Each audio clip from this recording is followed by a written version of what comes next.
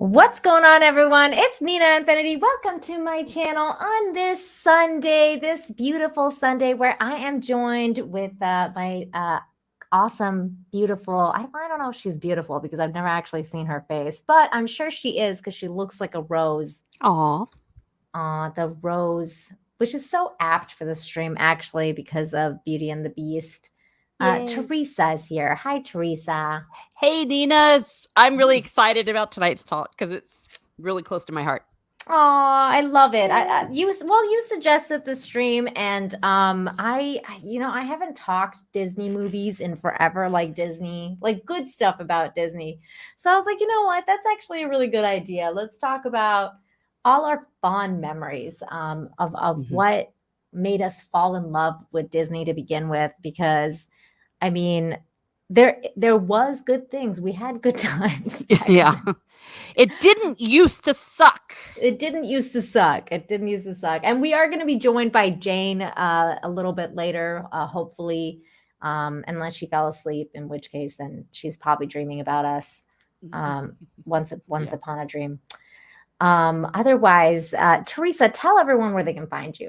Well, you can find me here on YouTube at Miss Martin Muses, where I talk about what makes me laugh, makes me cry, makes me happy, makes me sad, or just really ticks me off.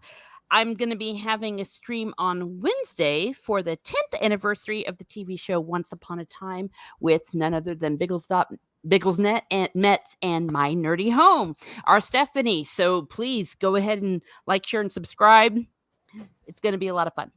Aw, yay. Awesome. Oh, I see Kai's in the chat. Hi, Kai. We got Naked Fame here. Rudy's here. What's going on? Kaylee. Hi, Kaylee. What's going on? We're going to be talking Disney movies that we love. So what sparked this is that it's the 35th anniversary of Beauty and the Beast.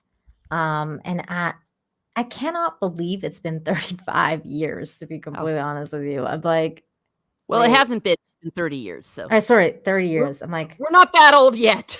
I'm like 30 years. Like, where has the time gone? I can't believe that it's been 30 years since this movie was released. So is Beauty and the Beast like your favorite one? Yes, absolutely. It's number one. To me, it is on another plane of what Disney cartoon movies were and are and have been ever since. Yeah. And I definitely have my other favorite, which I'll talk about later. But Beauty and the Beast came onto the scene like a freight truck in a good way, into the perfect meeting of my favorite fairy tale, which Beauty and the Beast always was my favorite fairy tale, and musical theater on the big screen in the form of a cartoon. That's so beautifully put, Teresa, because it really was like that. Don't ever, I will tell you this, do not ever listen to Anna, that Star Wars girl, talk about Beauty and the Beast, because she literally ruined it for me. I love her to death, but man, she makes a good case about Belle being the biggest bitch in the world. I was like, never thought of it like this. So I'm giving you a heads up. Don't. Oh no, I'm aware that I'm aware you just need to steer clear on that topic. Yeah, because I was like, what? I love Belle. And then she went into this whole story and I was like, wait a minute. I'm gonna have to rethink this now. It was really funny though. But yeah, I agree with you. I think Beauty and the Beast is one of the most beautiful Disney movies ever. My favorite Disney movie, for the record, is Little Mermaid. I'll never forget seeing The Little Mermaid the first time. I saw it on TV the first time, because I saw all of these movies for the first time on TV because of living in Iran. I was born in Iran, so back then we had to have the movies be delivered to us via like the movie man. So this guy would come into our house like late at night with a suitcase of VHS movies that were like bootleg VHS. And he would be like, hurry up, pick your movies. And then we would pick our movies that we would rent from him or buy from him if we wanted to buy it. And my mom would always buy me the Disney movies. And so I had this like giant collection of bootleg Disney movies. Nice. And my mom would always tell me, like, don't tell anyone at school because we could go to prison. And I was like, okay, I won't tell anyone. But I always wanted to tell people, like, because you want to go and talk about Beauty and the Beast and all that stuff, but like I couldn't. But then I would come home. I remember I would come home and I would put on especially The Little Mermaid, and I would like reenact it like over and over and over. So like that, The Little Mermaid, Sleeping Beauty, and then Beauty and the Beast was like the third one. And then Aladdin too. Aladdin came later on. But like I was always like reenacting these movies like over and over and over again. I think you're older than me. So did you do anything like that, or were you like, was that past your time? For these particular ones, it was, but ones like Aurora in the Sleeping Beauty, absolutely, absolutely, I was all into that, and the Once Upon a Dream, and I still sing that song and like dance around my house. It's a beautiful, beautiful piece of work, and that, spoiler alert, is my second favorite. And it would have stayed my favorite if it hadn't been for what they do with Beauty and the Beast. Yeah. I understand. And that's a very interesting story that you say, because people like me that I was born in America, though a lot of my time was spent in Ireland, but it was unheard of that we could go into jail or get in trouble for what cartoon we were watching. And it's very powerful. Your testimony is like, sometimes we really take for granted. Teresa, that's one of the reasons I'm so down on Disney now. Yeah. Because I feel like my entire life, like, growing up in Iran, I risked my life. Like I risked me and my family's life to watch these movies. And I feel like that company really let me down at the end of the day. So like, my hatred and my not hatred, but my disappointment in the company has like takes on another level. Yeah. That most people just really can't understand. Deranged Lunatic coming in here with, I'm guessing, a rose. I don't even have to look at it. It is a rose. I just looked at it. Yeah. So thank you so much for the rose. It's very apt for the stream because, Teresa's here and also Beauty and the Beast. Yeah. And I've actually done some work on Beauty and the Beast in the past, some essays that I've written. I'm seeing some of the comments in the chat. I would like to take this opportunity to say that what makes Beauty and the Beast itself as a fairy tale unique, when you read the original French version that was written down in the 1700s, Beauty and the Beast is not necessarily about the transformation of the beast. If you read that story and look at the movie, especially the stage version, they actually added a song for Belle in the second act to explain it. It is about the transformation of Belle. Oh. It's all about Belle not appreciating her life and some of her prejudices. And even though the fact that Belle was a scholar, that was very unique for the time. And she goes through a journey in the castle. There's also another song that they added to the musical that harkens back to the original fairy tale, where Belle is lamenting and she's like, I can't believe I complained about that quote unquote dull provincial town. She grew up. So it wasn't so much the beast that had to change, it was Belle who had to change. So I suspect I don't want to say anything about anybody, but I'm just saying, I know this fairy tale inside and out. I've read it in the original French. I have done scholarly papers on this. Wow. It is a changing of Belle, not the changing of the beast. That's really interesting. So can you go a little bit more deeper into that? Like, tell us, like, okay, first of all, what's the major differences between the main story and the Disney version? Okay, the main difference between the main story and the original version is that there was a whole backstory of why the curse happened. And part of the reason why the curse did happen, it was something completely divorced from the beast in his activity. There was like another sorceress involved in all of this. Yes. and that there was a good fairy that was trying to counteract what this bad fairy had done with this royal family. She handpicked Belle to be the only person that could truly break this curse, which is far deeper than just the way they showed it in the thing, like, oh, he's mean. I understand why they did it that way, because they had to. It was so deep, and it goes on and on and on and on. It's a very long, almost rambling fairy tale, but when you really dig deep into it, that is probably the greatest difference. It wasn't something superficial. It was something that went through the whole family tree. Wow, that's pretty interesting. Yeah. I still remember like the first scene where like the music starts, like and it's like it start like that the narrator starts telling the story, and like you're seeing the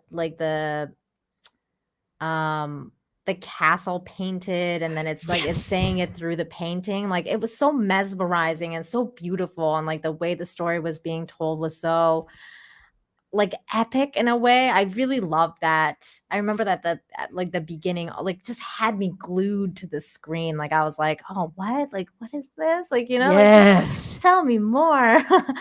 Yeah, so the way like they made it like it was a fairy tale, a tale as old as time, and the music was very gorgeous. Yeah, but like, okay, wait though, because you just said that there was another fairy involved. Tell me about this There was fairy. a whole bunch of other there were fairies everywhere. I want to know more about these fairies. That sounds really cool. Like, so like they're like, so this movie could have even been better because there was more fairies in it.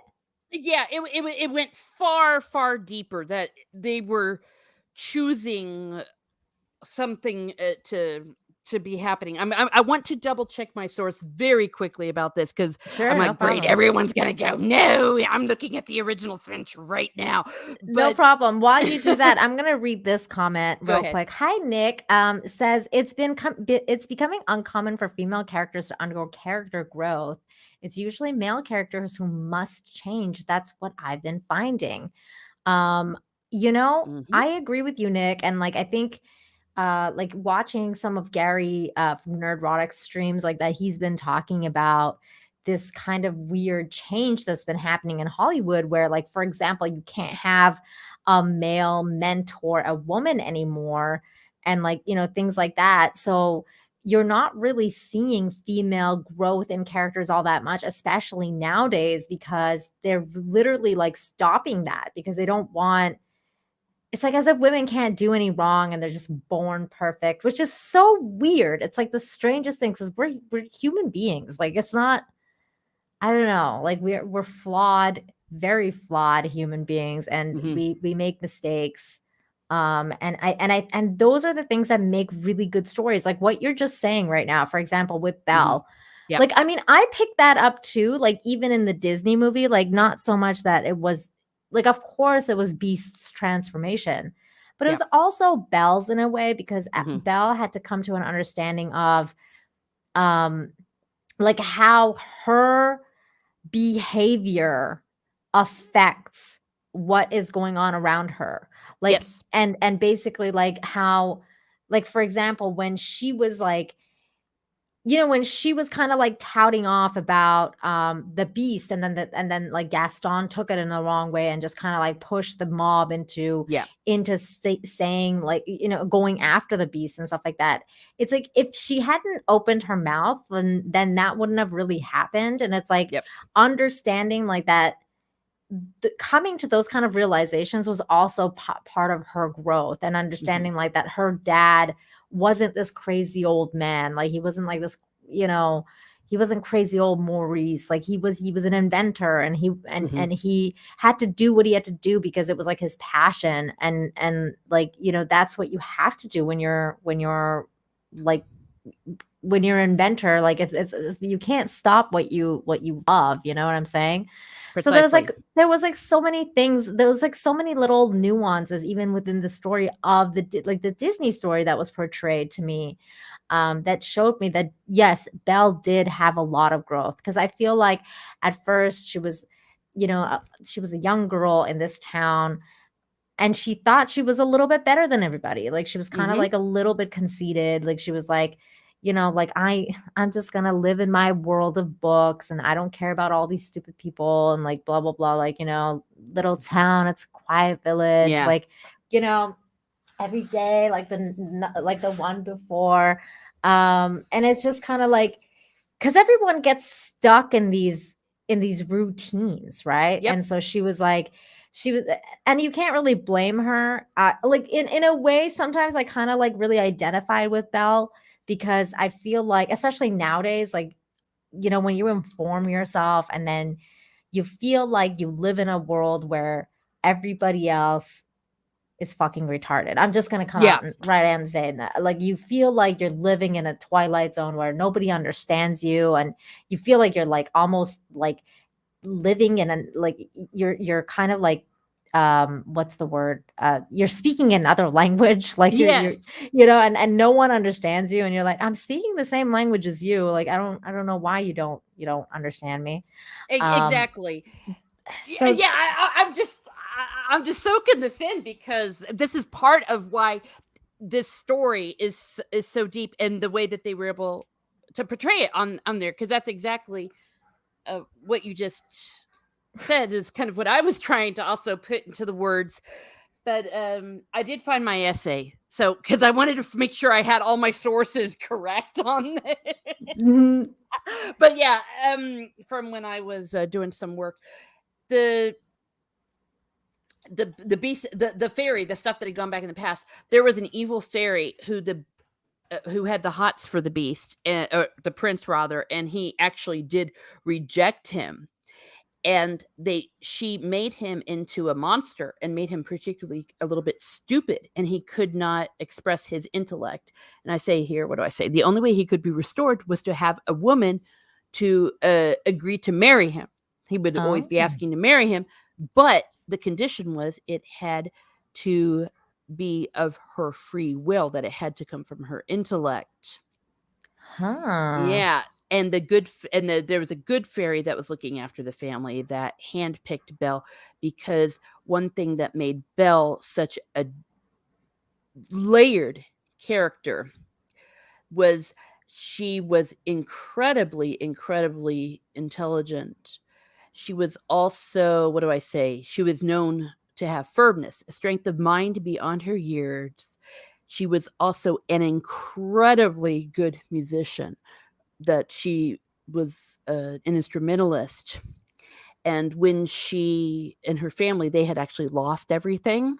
Mhm. She had some sisters that she adapted to that and decided to use her musical gifts and her spiritual gifts out among the people. But she still did have some journey to go through in this Does story. does the Yeah. book ever explain what happened to her mom and her sisters? Because I always wondered that in the Disney movie. Like I was like, Mhm. "Oh, like what happened to her mom?" And like I would ask my mom. And my mom was like, she probably died. Like Yeah. I was Oh, just like, okay, well, but does it yeah. explain like what happened to her? Well, they did pull out of their butts for the modern one with Hermione, but no, it was not ever explained what happened to the mother. We just assumed that she was dead. She did keep her sisters. They were around, and I think they actually kind of got a little bit reconciled at the end. I'd need to double check because I really never gave a shite about Oh them. wow, so like her sisters are like in the story. Yeah, they're part of the story. Ah, see, I Because didn't even know she had sisters. yeah, because they had issues when they all lost everything. They were sitting around feeling sorry for themselves, but Belle actually tried to befriend the people in the area. I should say that's also something that is different from the movie Oh. version. That So she's less of a bitch in the book. Yes, well, yes and no, but she was very challenged when she went to live in the beast's lair, if you will, Mhm. because she just can't deal with this stupid animal who keeps wanting to marry her. But at Sure. nighttime, I want to talk That about some sexual imagery. At I mean, that nighttime, yeah, I mean, that's pretty freaky. I can get that. yeah, but at nighttime, there was this hot prince that would visit her in her dreams, for all you Freudian people out there, that would talk to her. And they would have these big, long discussions and everything. She didn't figure out, of course, because it was a fairy tale, that it was actually the beast. It was his spirit manifesting himself to her. Yeah, and that when the beast dies at the end of the tale, for different reasons than it was in the cartoon, she falls asleep next to his dead body, and she wakes up to a very hot prince. It was the brightest morning she had ever seen, and the prince was lying beside her on the couch. Not on her bed, he was on the couch. So she doesn't see him transform into a prince in this in no, the book. She finally realized that this was the beast transformed, having gone through death and resurrection inside her dream. Oh. I'm just saying, though, this whole thing about her awakening not only to who she is intellectually, but also to where she is sexually also occurs within it, because it's very good stuff. Very wow, good they stuff. definitely didn't put that in the Disney version. No, I mean, can you imagine how creeped out everyone would be if every night Belle would go to sleep? That would be really spicy. I could see Disney doing that today because they're like hardcore perverted now, but yeah, I don't know. That's really interesting. Matt's Mama Bear says, I can't get Belle. If someone gave me my own library, they'd get thanked properly.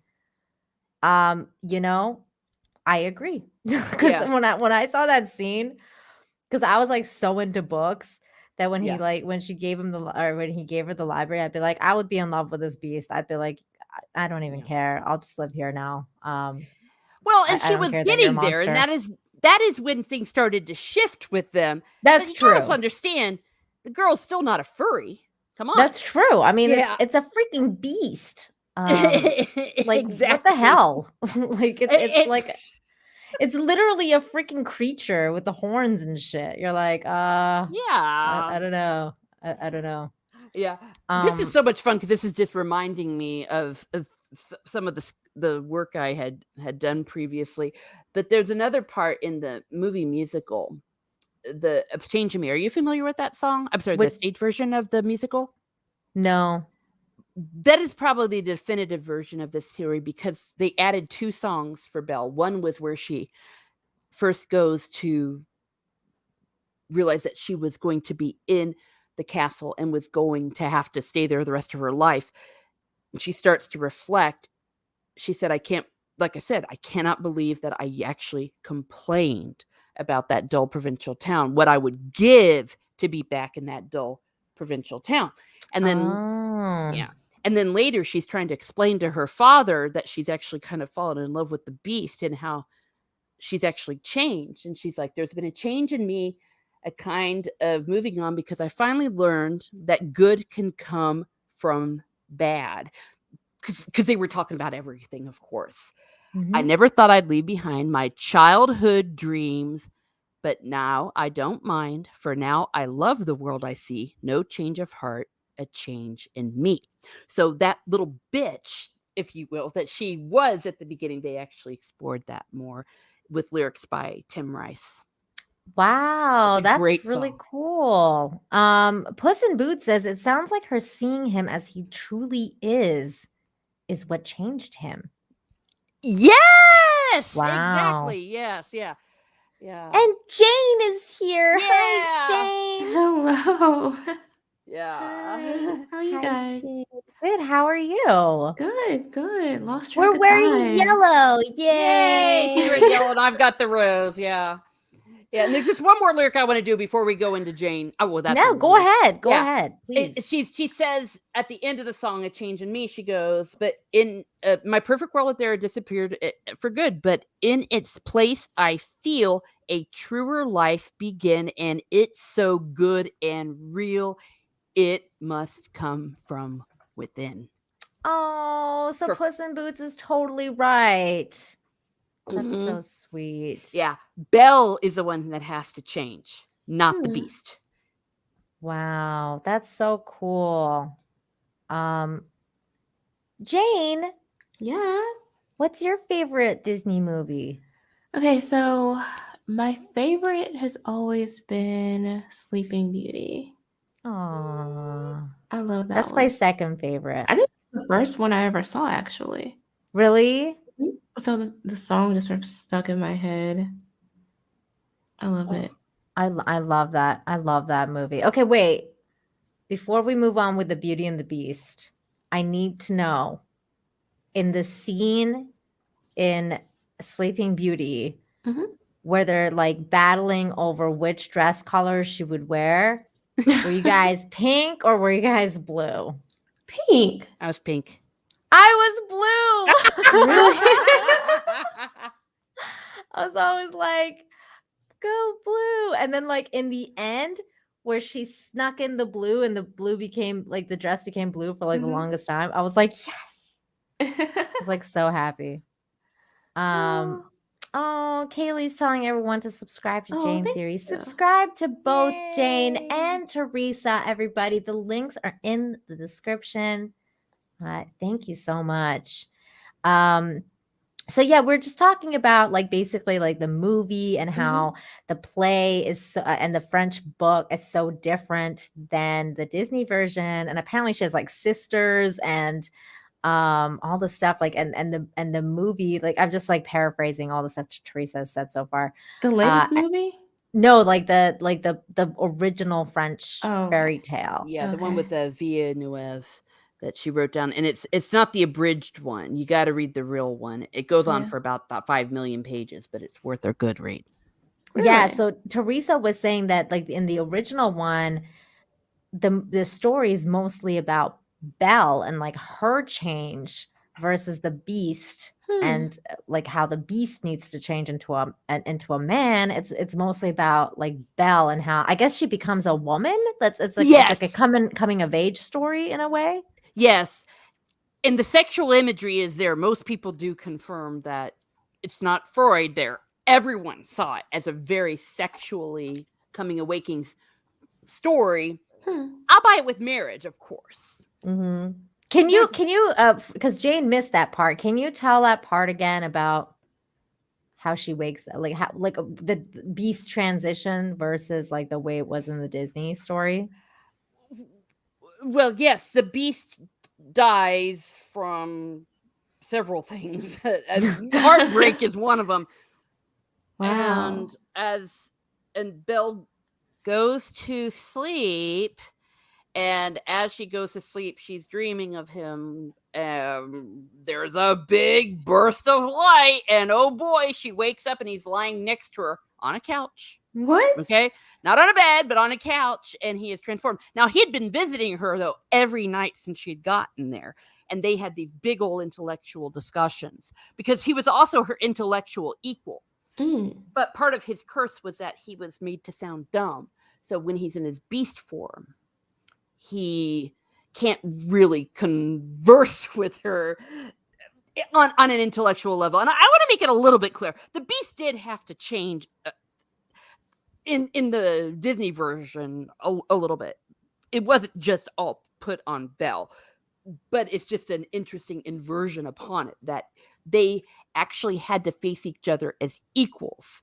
Right. And that in fairy tales, you don't always see that. There was also a little bit of an aspect of the story that some scholars believe was also written for women to not be afraid of sex. Oh my. And I'm serious about that. It was, the struggle was real. The struggle was real. Look up the scholarship, not the stupid modern feminist scholarship, because they only want to focus on that part. But the struggle was real. That there was not only intellectual meeting of the minds, but there was also a carnal meeting of the two of them.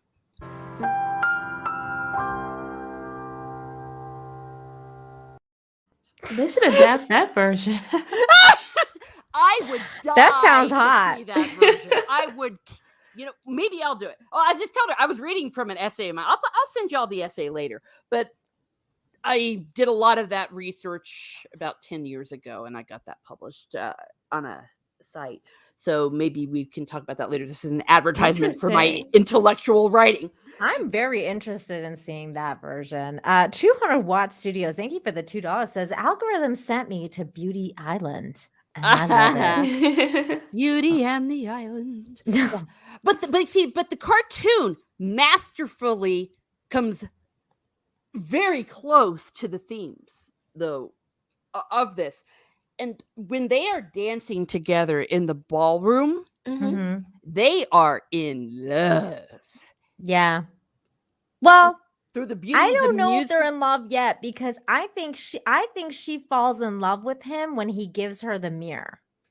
I don't like she was going to fall in love, like she was like about to fall in love and they were dancing and they were having a good time, but I think she truly fell in love with him when he gave her the mirror and let her go. I think that was it. I'll grant you that. But come on, because when they're it was dancing, come on, they're dancing. I know. It was so nice, but I don't think she was truly in love with him yet, because she was like, okay, I'm starting to see that he's like a good person deep down, and like, he can clean up and like, whatever, we can have a good time. But like when they went upstairs on that balcony, and she was like all sad because she was like, I want to know where my father is, and he finally gave her the mirror, and then he saw how sad she was, and she was like, you know what, go. I think that's the moment that she was like, okay, I'm in love with you because you sent me home and you gave me this fucking mirror, which is amazing. Yeah, well, that's a good point, though. That true love is wanting what's best for someone, not what's best for you. Right. And that she knew that it was true love at that point. And that's when he, of course, was very clear that he was in love with her. That's what made the cartoon such a masterpiece, just with a few words. Exactly. Like Walt Disney's saying here, so she fell in love when he gave her independence. Exactly. Mm-hmm. It's also like the old saying, like, if you love someone or something, let it go. If it comes back, it's yours. Exactly. Like that. Because like, he had to let her go to see like if she would even want to come back. It's like, because she didn't have to. She didn't have to. Precisely. And the clock Cogsworth, why did you let her go? And he said, because I love her. It was just so basic. Man, I cried.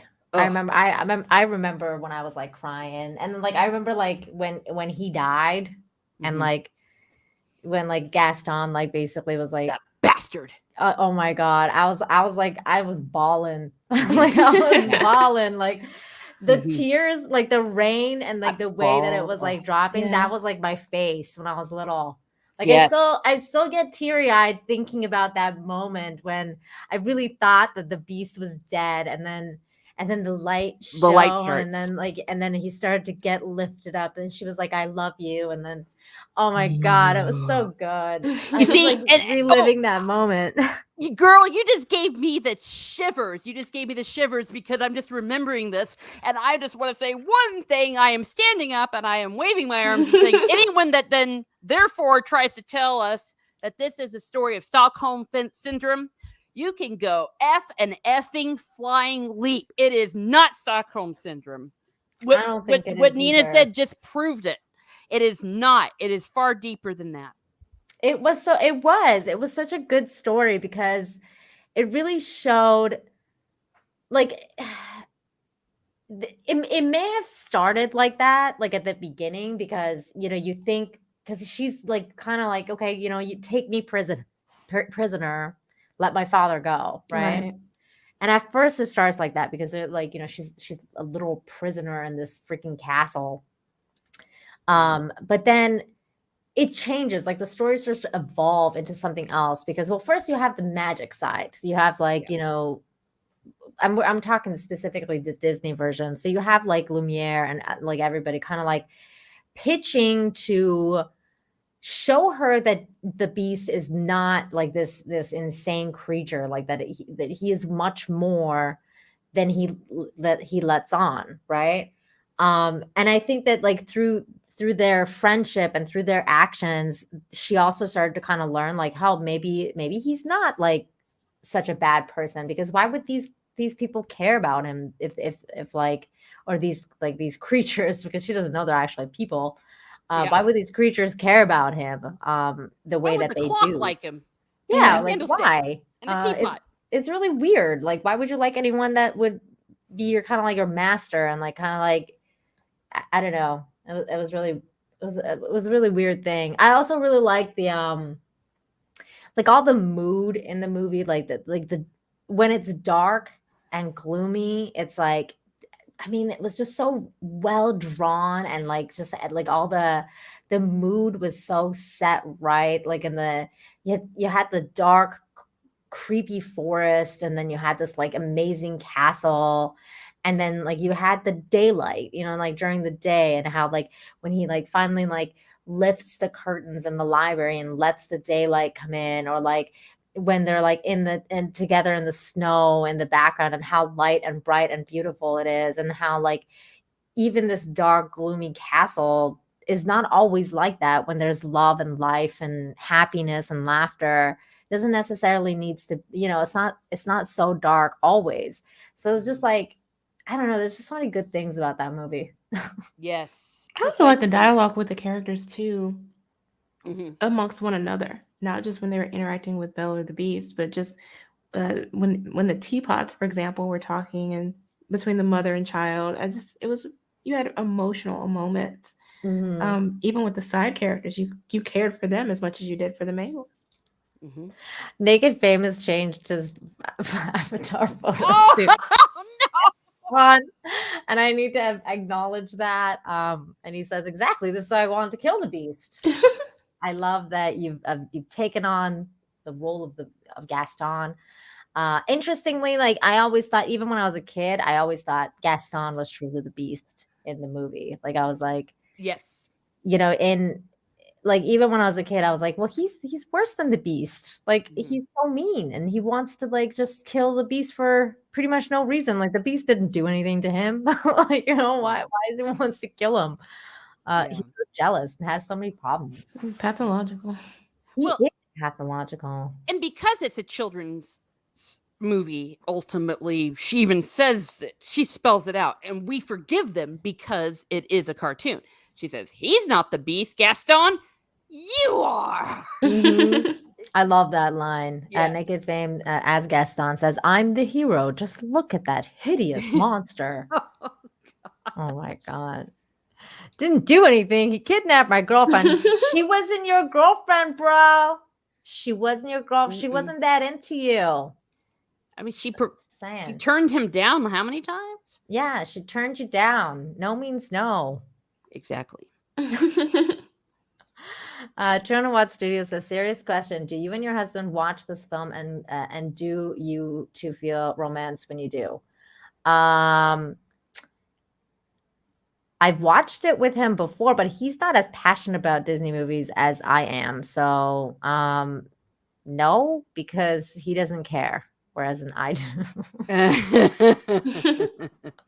I was telling, it's funny though, because I was telling Teresa in the back that when I was like totally into Disney movies, and when I first started dating my husband, I told him that like, and like back then I wanted to have kids. So I told him like, if I ever have kids, I'm going to name them Alora and Ariel.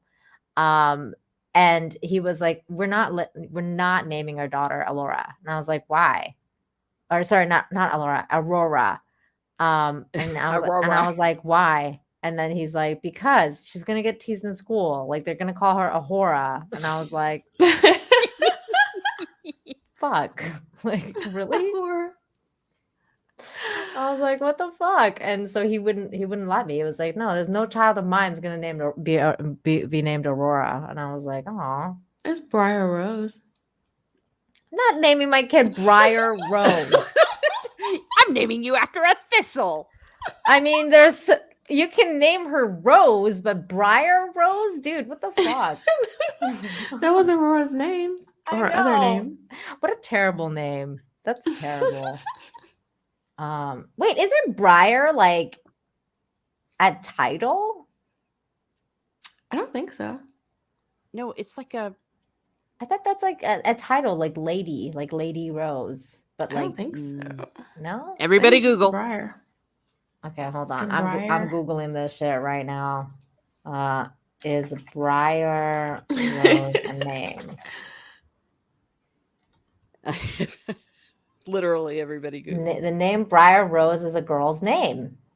Yeah, you're right. What a terrible name. A briar is like a shrub, it looks like. Yeah, basically. I'll give you a shrubbery. I'm gonna name you Briar. That's your name. Is that like Bush? I don't basically. know. Yes. God. Oh, God. That's terrible. Naming your daughter that? What kind of pervert? That's terrible. That's Sick terrible. F? Yeah, see, I thought that too, Soul Assassin. Is that like the girl version of Briar? It could be. No, Brianna is the girl version.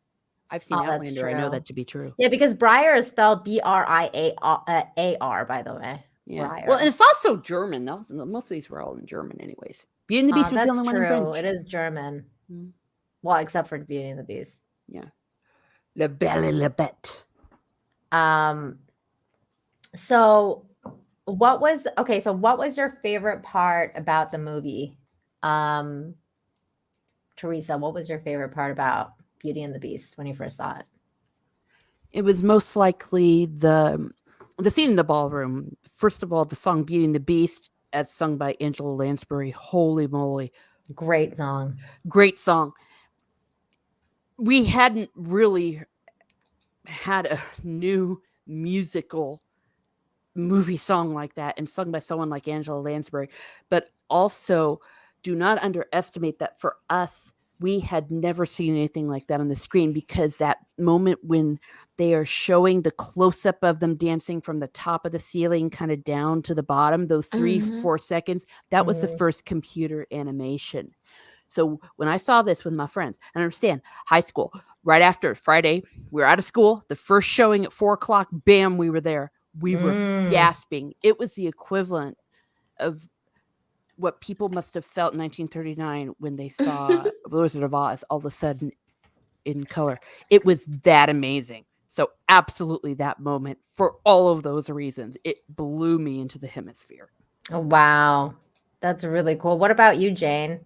Okay, so this wasn't one of my favorite Disney movies. So I would have to say, if I had a favorite scene, it would be Belle's interaction with Gaston, because it was just hilarious. Which part? Where he's going around like taking her book and she's like looking at him weird, basically getting him straight. Oh, like, he's okay, like, so girls like can't read, all that nonsense. So like at the beginning, basically. Yeah, at the beginning. Okay. Yeah, I love that part too. That was one of my favorite scenes in the movie, was like that whole beginning, like when she's singing the song and like you know, getting the book, and then you meet Gaston, and then he's like trying to like get her attention, and she's just like, off, like, I don't give a shit about you. That was so funny. Her interactions was great. But I think like I agree with you, Teresa. This was probably my favorite part of the movie too. Like when she finally gets ready and comes downstairs and they meet each other at the top of the stairs and they look at each other. Like that was like when she's coming from like one side and he's coming from the other. Yeah. Like I was like, oh my God, this is so good. And when he gulps when he starts to dance with her because he's so nervous. Yeah. And like how he cleans up really nice, and he's just like, he's actually trying, like he's finally like being a good person, and look at like, that. And he's got like the biggest smile and he like bows to her. Oh my God, it was so good. Oh my gosh. And look, the teapot's singing, for feck's sake. Yeah. I love the teapots. I know, the teapots were so great. Mrs. Potts. I think one of my favorite characters though in the movie, like that is probably never talked about, is what's it called? It's not a credenza. It's her giant closet. What was that thing called? Oh, the armoire? Yeah, or the wardrobe. Armoire. Yeah, wardrobe thing, yeah. And she's like, cracked me up. Like, yeah, she cracked me up so many times. I love that. She's like, the scene. fat lady sings. Oh my God, I love that scene so much. The wardrobe. Thank you, Naked Fame. That's what it was. It was the wardrobe. She's like, oh, let's see what I have in my drawers. And all the people that were older laughed their butts off. The little kids didn't get it. Oh my God. I love this scene too, where it looks at the ceiling.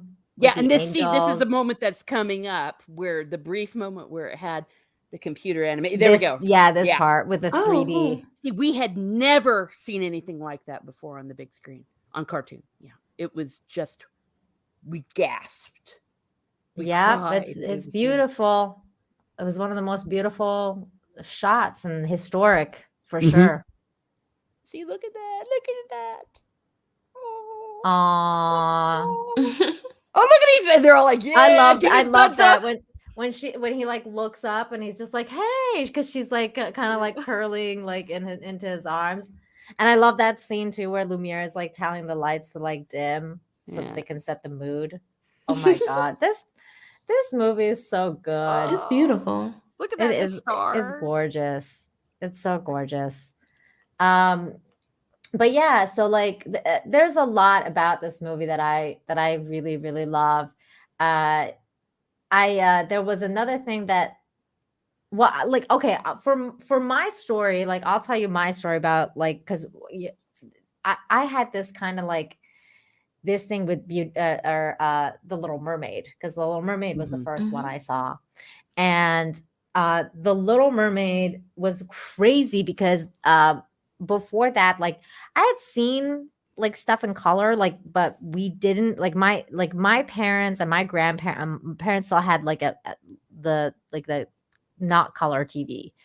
So I remember like that my dad went to like this place. It's called the Quiche. It's an island. It's a trade island in Iran and in the Persian Gulf.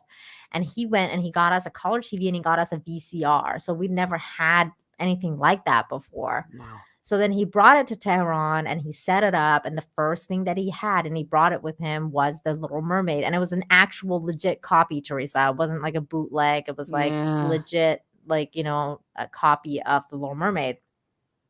So like we put it in, and the first scene where it's like the seagulls are flying, and then like the fish like jumps in the water, and it's like whoo, because it like it's like what the fuck, like I'm alive, like it's just float, like just diving into the water, and then you see the mermaids all going to the same place. I was like my eyes were just like this wide, and I was like, what the hell am I watching right now? Because it wasn't anything I'd ever seen. And it was one of the most beautiful movies I'd ever seen, like just be on the screen, and the colors, and then of course The Little Mermaid. And I was just like, I was hooked. I was so hooked. And I would replay that movie over and over and over. Yeah. Well, the score was gorgeous at that scene. The part of your world with the swelling and and the bubbles. This is who we are. Says in real life, Belle would be a gold digger. Ouch. Wow. I don't know if that's true. No. I don't think that's true at all. Then would she have gone with Gaston then? Yeah. She could have, because Gaston was pretty well off. Yeah. And he had that hunting lodge thing going and had all the furs. That's right. That's you know what, Puss for in back Boots. Then that was like our sign of rich. I mean, there was just so much. Like I don't know. I don't know if I would call Belle a gold digger, because I think like she would have settled with Gaston if she was a gold digger. Yeah, I think so. Yeah. Naked Fame says yes, Jayne. Maybe that's what Gaston wanted. Soul Assassin says Belle was an ice queen. Speaking of ice queens, Frozen is based on a Hans Christian Andersen story called The Ice Queen. I think it's called. Yes, I think that's what that. it's called. It's literally like it's not even the same story. It's No. not even close to the same story. Like, it's like the only thing that they use is the term Ice Queen, and that's pretty much the only thing that's nothing. Yeah, nothing to do with it. Literally nothing. That fucking story, though, the Ice Queen story, is cool. Oh yeah, it's badass. I love the Hans Christian Andersen version. I read it and I was like, why don't they make this into the movie? Like, I don't even understand why they would make Frozen. Yeah, That the story of the two children, and it's amazing. It's very beautiful. So good. And I mean, the same thing with The Little Mermaid, like, because I read The Little Mermaid years later, like the Hans Christian Andersen version. She dies. Well, it's not even that she dies. She actually, like, I mean, there you could make the case that it wasn't just that she died. She evolved. She didn't die. It was a really crazy story, and how, like, you know what I'm talking. Have you read it, Teresa? Oh, the Little Mermaid one. Yeah, the Hans Christian Andersen version. I have read it, but not gone into a great deal of depth. Now I want to read it again. You should, because it's really strange. In a way, she evolved in the end. She didn't just die, because she went to the next level. It's like her sacrifice, the sacrifice that she made in the end made her evolve into the next plane of existence. And that's what it was. It was really deep, man. I was like, the fuck did I just read? Because it was like so deep. I was like, this is like a spiritual story in a way. Like, it was really, really interesting. I think both of you should read it. I definitely want to now. Well, I have really cool. I have the original Hans Christian fairy tales, because I did some work on the Snow Queen a while back too, but I just missed the Little Mermaid. Maybe I was in a different place in my life. That sounds badass. It was so good. I mean, the ending, like, I was crying because I was like, holy cow, like, it's so deep. And we have another queen joining us. We got Mads Mama Bear here. What's going on, Mads? Hey. Hi, how are you? Took me a few to set up everything because I had to restart my computer, and I didn't have the other account on the computer. So. No worries. Yeah, we're just finding out the Little Mermaid went to another dimension. Yeah, she went to she evolved. She went to another plane of, like, she just became another. I can't really spoil it now because I don't want to spoil it for you. But it's like at the beginning, you know what, like, I don't know if you remember or not, Teresa, but like at the beginning, her grandma and like the king and like all of them tell you that you're not supposed to you're not supposed to go to the surface because you become foam, like you know, like the seas foam or whatever.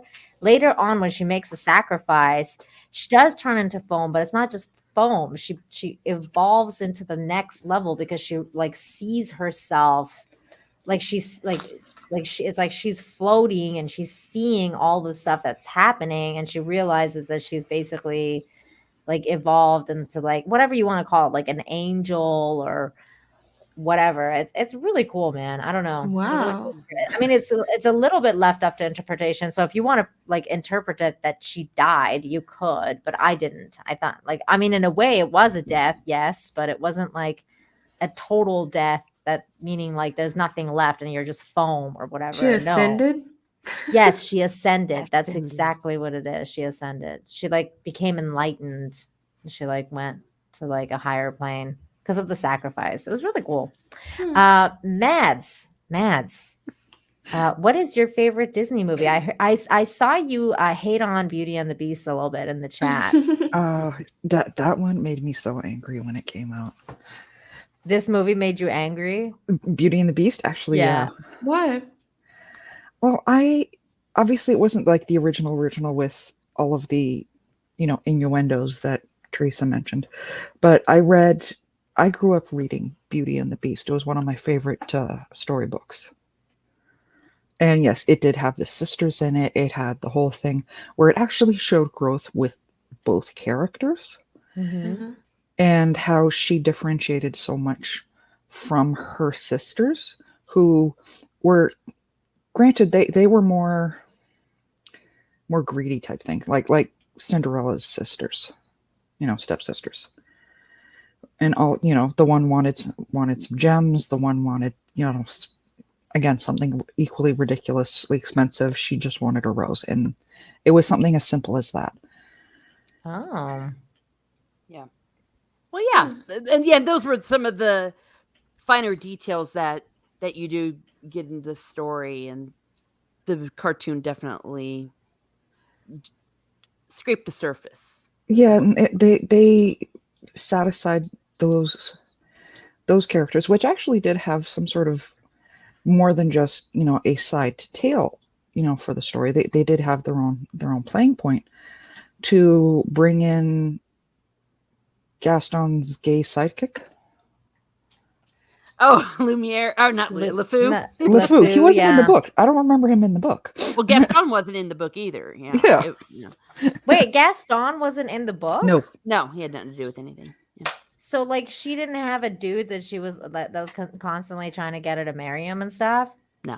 So who like made the town people go after the Beast? That was all just in the Disney cartoon. Mm-hmm. No one went after the Beast. Nobody went after the Beast? Yeah. He was dying of a broken heart because after he let her go. That's why he died. It wasn't anything like that. Wait, so why did he kidnap her? What? Same reason. Well, no, he didn't kidnap. Wait, who kidnapped who? The Beast. Oh, why did the Beast? Oh, well. Oh, you weren't here at the beginning. Oh my gosh, I went on for like 10 years. I was like, 60 was pages. it the same or was it different? Like, it was different. It was different in the fairy tale. Yeah. I'm gonna have to read it. Okay. But wait, I okay, highly so, recommend it. but like so like in the story though, you had like Belle. The Beast still basically captured the father though, right? And Yes. she's still like, she told him like, take me instead, right? In the main story. No, in the story, the dad promised it, I think. What happened?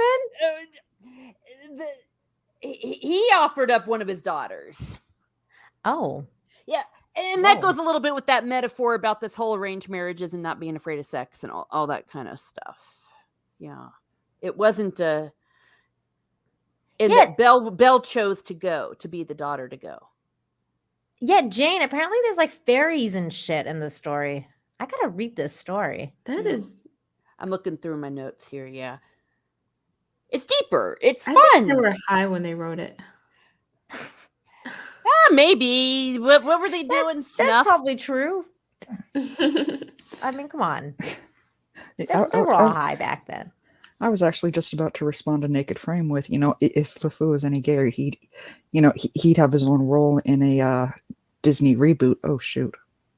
Yeah. Why does Disney do that? LeFou's not gay. He's my hype man. Oh my god.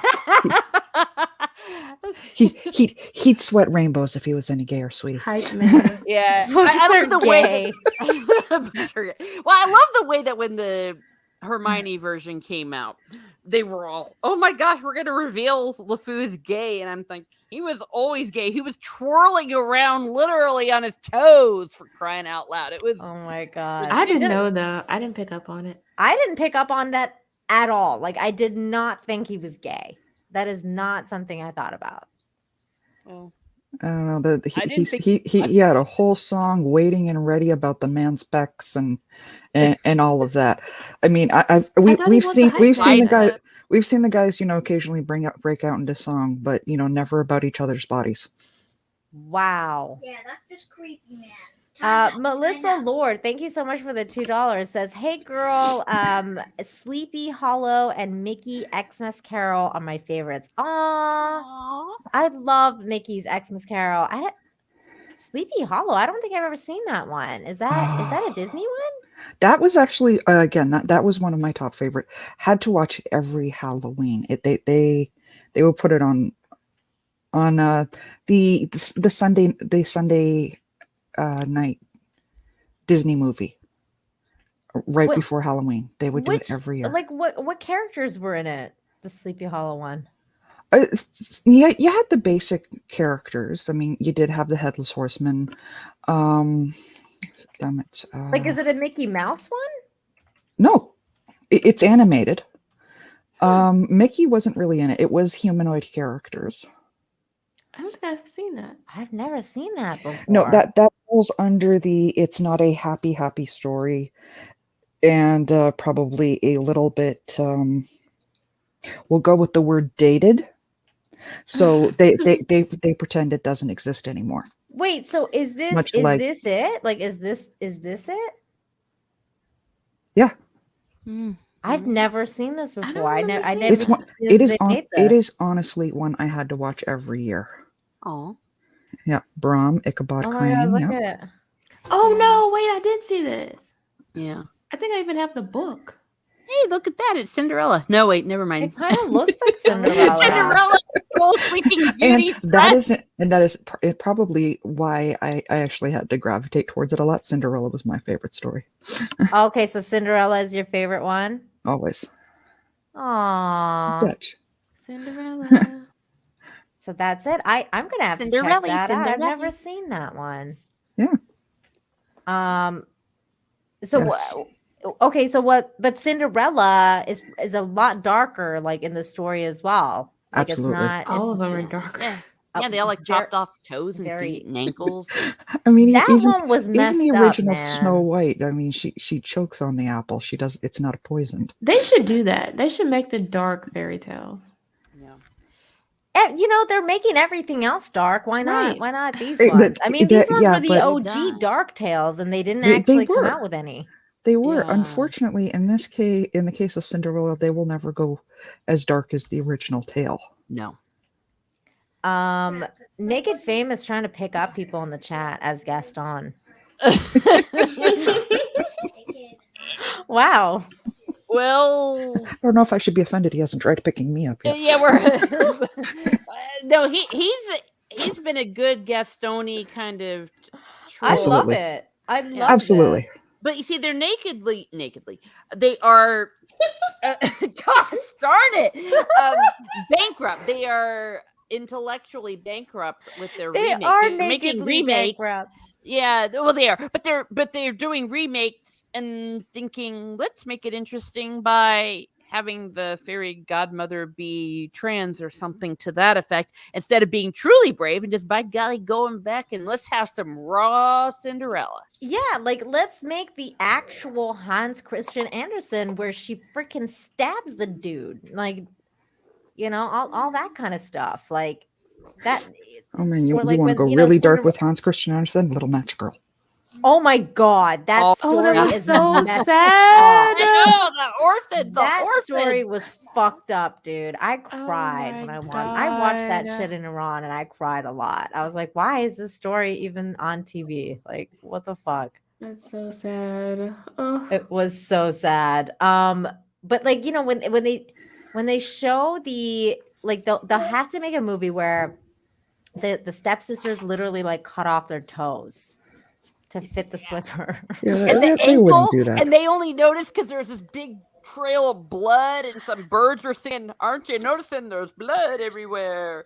Oh my god, that happened, man. Yeah, that's good times. Good times. E Clay sends us a super sticker of what is it? It's a banana. Thank you. Yellow. It's yellow. Yeah, the those- little match girl. No. It That was was messed so up. That was a messed sad. up story. Oh. She died. He was definitely on something. Yeah, because even as somebody who does actually struggle with depression, his shit was dark. Oh yeah. You're right, Mads. I agree. Like he didn't even have a light story. All his stories were really dark. Yeah. Well, a lot of these fairy tales I mean- were misnamed because what was really going on, they were tales that the nannies and the nursery people would tell the kids. It wasn't that they were stories for kids, but that was just the stories that they all knew. They were Yeah. adult stories. So it'd be the equivalent if I went to daycare I'm like, man, what am I going to tell these kids? Okay, there's this guy named Jason who's at this camp. That was what they did because that was the stories they knew. So and because Yeah, they that's were like the associated Brothers with the Grimm tales, right? Like they would just be Yeah. like, I'm just Or like gonna in go to-" Game of Thrones, Old Nan, the story she would tell Bran. Exactly. Oh but my they god, that's true. mistakenly thought as children's tales because that's what the kids were hearing. They ain't. Puss in Boots, thank you so much for the 5. Says enjoying this kind of discussion and nice dress. Aw, thank you. Figured I'd wear yellow, suit the occasion. You know what's so weird is I got into it with I didn't even get into it. Most people got into it with me on Twitter because the other day I said that I was sick of like the dark take because it was announced that there's going to be like a new Green Lantern and that it was going to be a darker take of Green Lantern. Now when I initially like read that, I wasn't even thinking that they're going to have like killing or violence in it. Like I was like, oh, they're going to make it look like Zack Snyder. Like they're just going to slap some grayscale on it, make it like basically I have no color. And then they're gonna be like, brooding. It's brooding, and they're all emo. Like he's like just emo about everything. And then it's like, okay, here's your darker take. And so I just wrote like, I'm so sick of darker take. Like, can we get like we just like not like we get to some lighter stuff? And people lost their minds, started calling me racist. I was like, okay, like I don't. I'm still waiting for I like that one girl to get back to people me. on the screen. I like to see what I'm watching. That's racist. I don't understand why that equates to being racist if you don't want to see like a darker take. I didn't mean like I don't want black people in there if that's what they thought I meant. That's actually funny. Grumpy came under fire for making a similar comment. About the Green Lantern thing? Yes, he came under fire for it too. I don't know if they called him racist because that would have been just as hilarious as when they called Loreno racist. But I don't even think they understand what this word means anymore. No. When it was Red Sonja, I got called racist. That I ginger Celtic erasure, that I didn't care about Celtic people. I am Celtic people.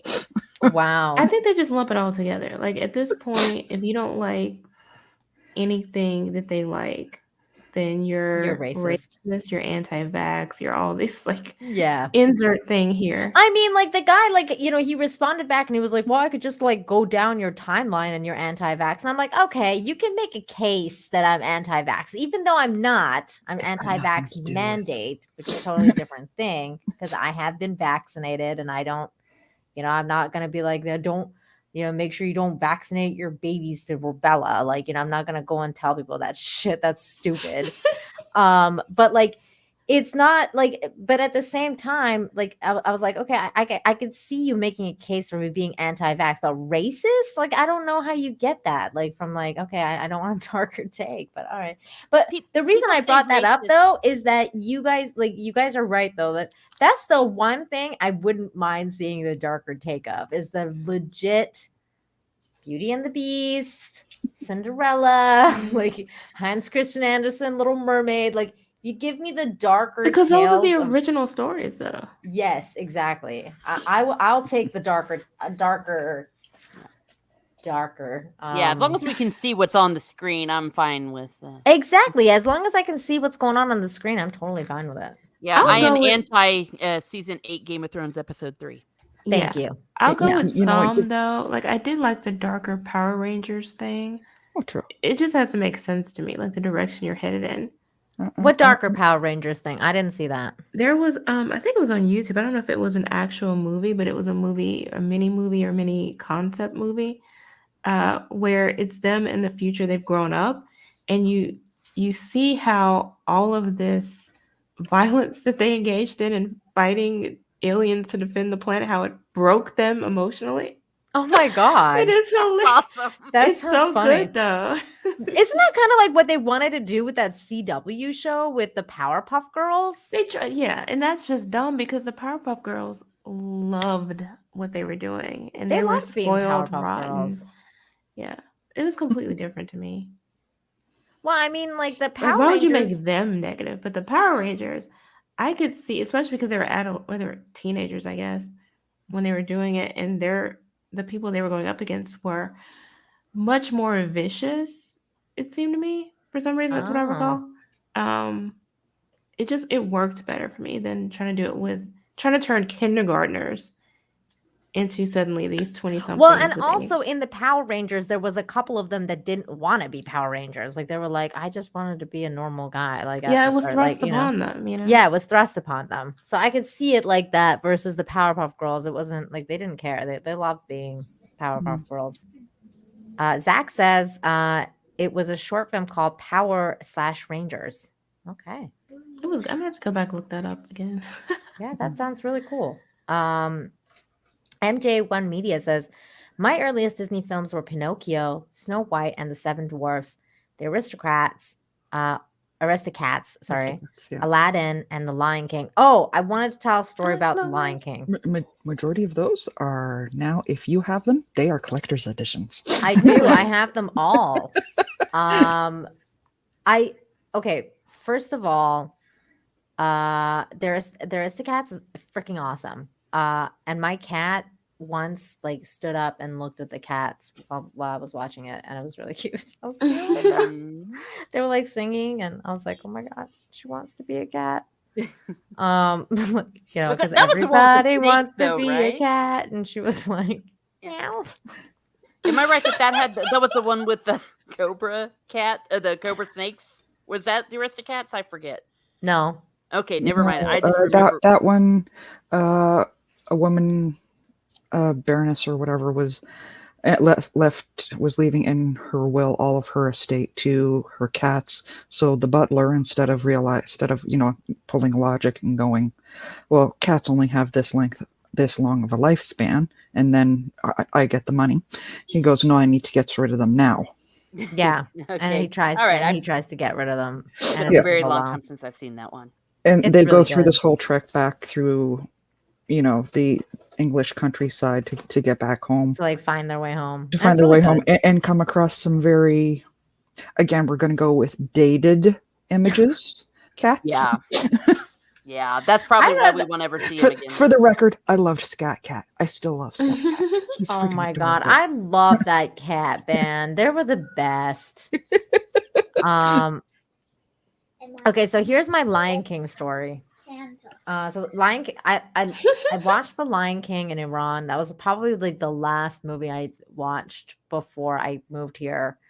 And I remember the day that I watched it, I was alone at home and I watched it by myself. And when Mufasa died, I freaked out. I was freaking out, hyperventilating, start crying. So I went to the phone and I called my dad at work, and I was not allowed to call my dad at work because in Iran, work is really important, especially for men. And you're not supposed to I was just not supposed to call him. But I did.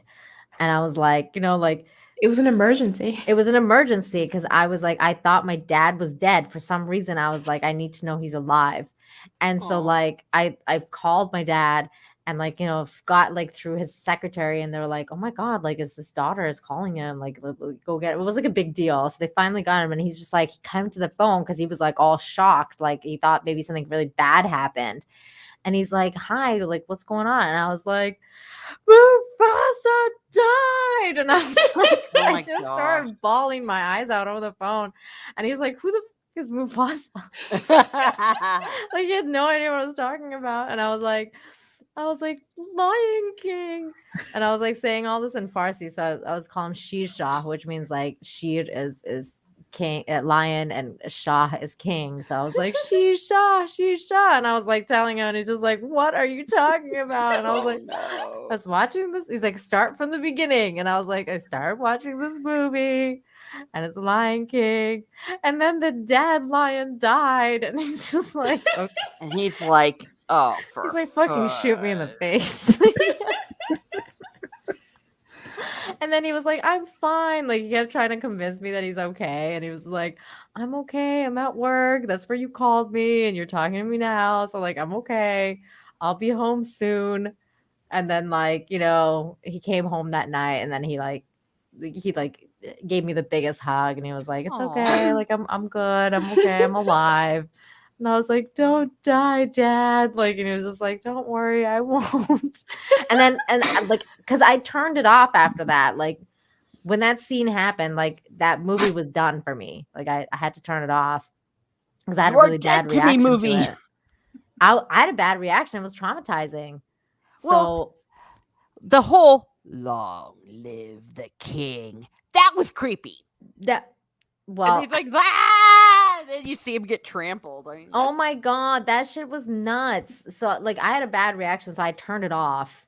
And then I went and called my dad. All that stuff happened. So when he came home, we watched it together. He was like, I'll watch it together with you.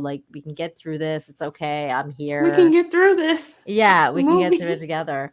And so we watch it, and then the funniest part is by the end of it, when the end of it happened, and I finally saw the end, I looked at him and I was like, that was kind of a ripoff of Hamlet, wasn't it? And he was like, it was Hamlet. And back then, I knew Shakespeare really well, especially Hamlet, because it was one of my favorite stories. I was 6 or 7 years old. And I was like, wasn't that Hamlet? And he was just like, yeah, it was. And I was like, okay, well, that was good, I guess. It was really weird. It was a weird thing. What about you guys? Did you guys have a weird reaction to Mufasa dying? Or was that just me? Oh, I just thought it was just really sad. It was just so sad.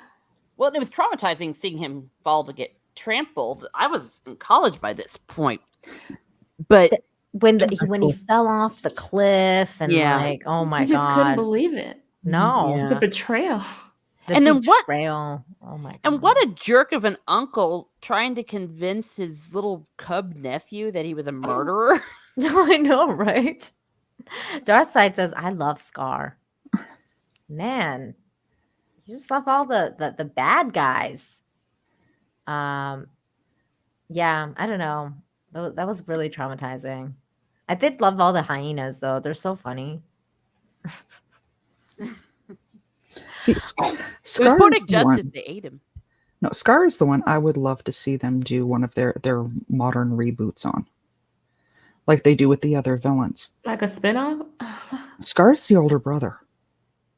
Will they give him a redemption story? Yeah, no, okay. Scar is the older brother. Yeah, but so he got eaten by the hyenas at the end. How did Mufasa become the one in line for the throne when Scar's the older brother? I mean, his name in the book actually originally, before he got the scar, his name actually translated to garbage. Whoa! So you want an origin story for Scar, is what you're saying? He may have been a half brother. Those lions. I mean, they did the puppy killer. That everything's off the table now. Oh my god! I just kind of thought he was the half brother. He wasn't the one born of the queen.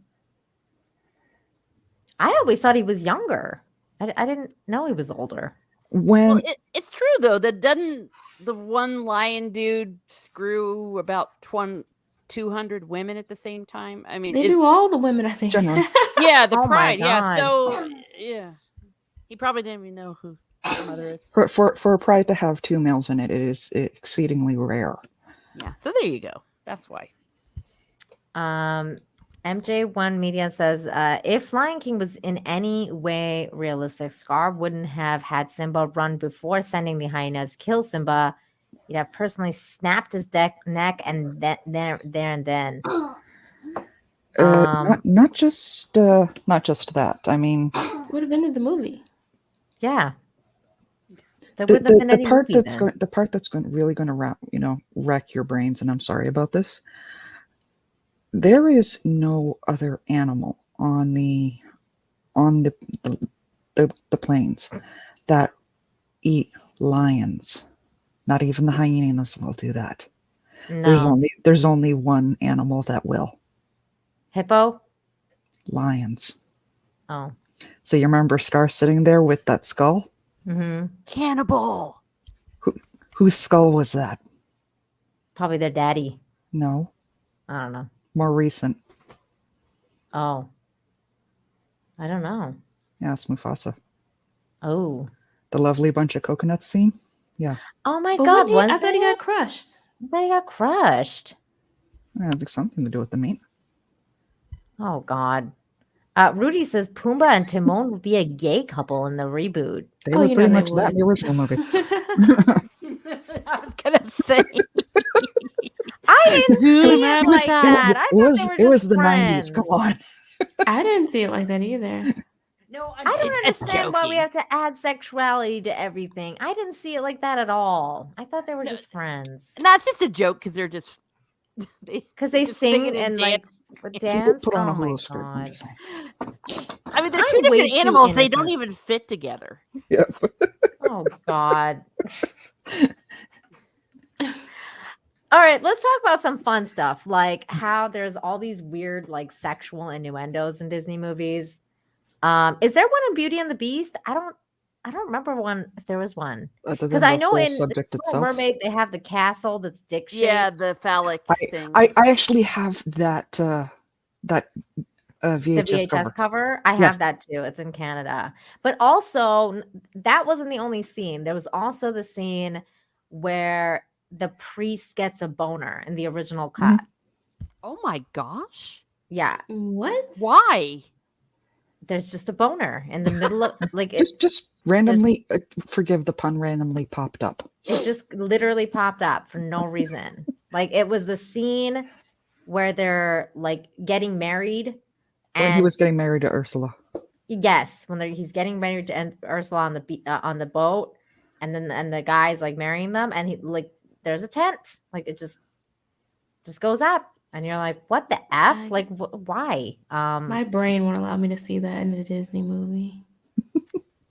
You know what's funny, Jane? My brain never allowed me to see it either, and then I heard about it from my friends. I was like, no, that's stupid.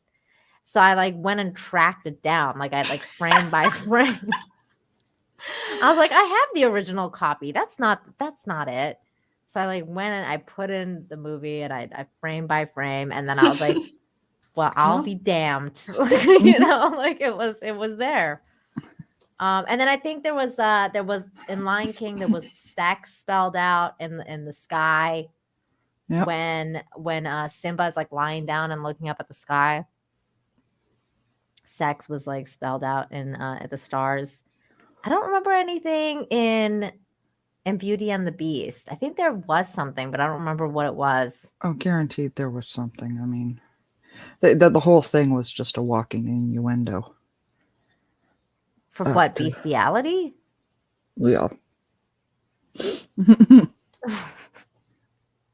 No, it wasn't, It was a Matt. walking innuendo. Oh my! Naked Fame says Nina was hunting for boners. I was. No. I needed to know if there was gonna be one in the movie. I was like, no, this is BS. Rudy's like, oh, that's it. I'm Googling. Yeah. I'm telling you. Here, let me see if can you even. I mean, there was one in the Rescuers. There was they have been inserting that stuff. Pause. For the longest time. So guaranteed. Yeah. See, Soul Assassin even just said it there. It guaranteed there's got to be something. Oh my God, you guys! I pulled it up. Can you believe somebody's put it on freaking YouTube? I believe it. No, I completely believe someone did. Oh my God. I can't believe it. Here comes the pain. Do we want to watch this? All right, here we go. I don't know if you guys can see it because it's like not very good. I'm not. Yeah, okay, hold on. What the hell? There it is. Oh my God. Oh gosh, what a perv. He just literally like it just happens and you're like, what the F? Like why? Like I said, just pops up. Yeah. It Well, just to be pops fair, I up. mean that is anatomy. Even I know that. But what is he excited by? I mean, that's ridiculous. Maybe it a thing for brunettes. I don't know. Oh my God. Okay, hold on. Let's see if the No. Wait. No. Okay, so here's a funny Gaston thing that I came across. It says woman gets rejected by Gaston at Disney World. Oh my gosh. Here's a tip. If you're looking for love, don't ask Beauty and the Beast bad boy Gaston for a date. It's a tale as old as time. A young woman dumped by her boyfriend. In this case, Grace Foltz went to Disney World looking to mend her broken heart. But she certainly didn't get any love from Gaston, the arrogant villain from Beauty and the Beast. Don't I deserve the best? Gaston! My boyfriend just broke up with me. Will you go out with me? Looking for the most. Ouch, definitely not.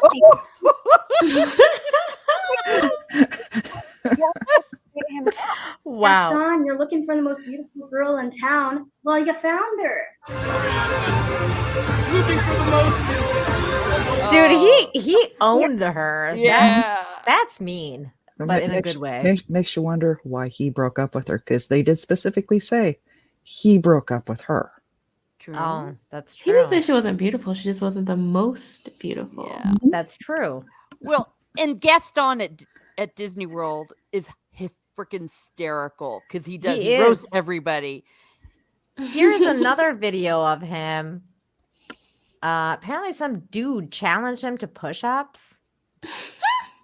And I was like, Agreed, what? Monty, fully in character. This I love guy's the guy this as well. guy's great. This is the best of Gaston. Let's- Doing a push-up contest. Where's the prize at? Where's the prize? Prize? Let's see. Just so you know, she can't cook and clean. Go. Man, that's not even worth it. Okay.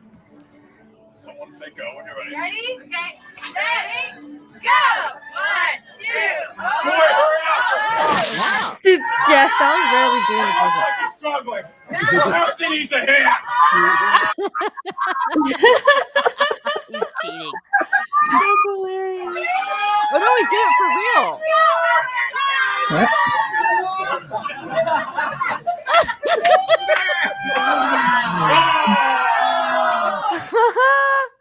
Oh man. Oh, reminds he's me. hilarious. That reminds me, Drunken Dimash and I said that they were going to Oh, do a push-up challenge They did? about a year or so ago. I'm still waiting for Oh. them to do it. Oh, I should have Uh, reminded them. Soul Assassin says, didn't Gaston roast Jay once? He did. Yeah. He did? There was a video he put up recently, I think. Do we about have that. video of this? Okay, let's go and let's see. Drunk 3PO's channel. I need to figure this out ASAP. Any of you ladies bookmark that? Oh yeah, I don't know. It's quite a while ago. What do I even search for? Drunk 3PO Gaston? Maybe, yeah. I love the ones where you have little girls like this where they just start bawling them out. Like, I don't know if that's what this clip here is that you have, but there was a different one I saw where she's like, the beast is gonna get you. Oh, I don't know what this is. Practice dancing for the wedding. Oh. Okay, this Is is that what different. you're here is to marry me? You know, I actually have some ideas, Belle. Why don't you come with me? Oh my gosh. She's so So cute. cute. See? So I was thinking we'll pull the foo out, put you in there. Massage my feet. Of course, how does that sound? A kiss on his hand or his cheek. Oh my god. Aw. Yeah. This is freaking cute. So this is the belle that would have chosen Gaston. Go look over this way. See, beauty like ours is meant to be seen in part. That's Gold Digger's belle. Well, all right then. That's Gold Digger Belle for real. Oh my god. Oh my god. She's gonna get all the gold for sure. Wait, did someone say Nina Yes, look yes, up blame here? it on the jealous people. No wish they were you right now. Like the little Is girl. her name Nina? Probably. That's Mia. Oh. Oh yay, Jane found the video. Okay, Yay. hold on. I'm saying that would be an interesting versus. You know, who's the more handsome, him or Drunk? I mean, Drunk did break up Mickey and Minnie. That's true. Mhm. All right, here we go. This is our very own Drunk 3PO flexing on Gaston. Here we go. So I'm gonna flex my muscle at Gaston when he shows up. Let's see what he does. Gaston, I got you, man. I got you. A little. Okay. Keep eating your eggs. Keep eating my eggs. All right. All right.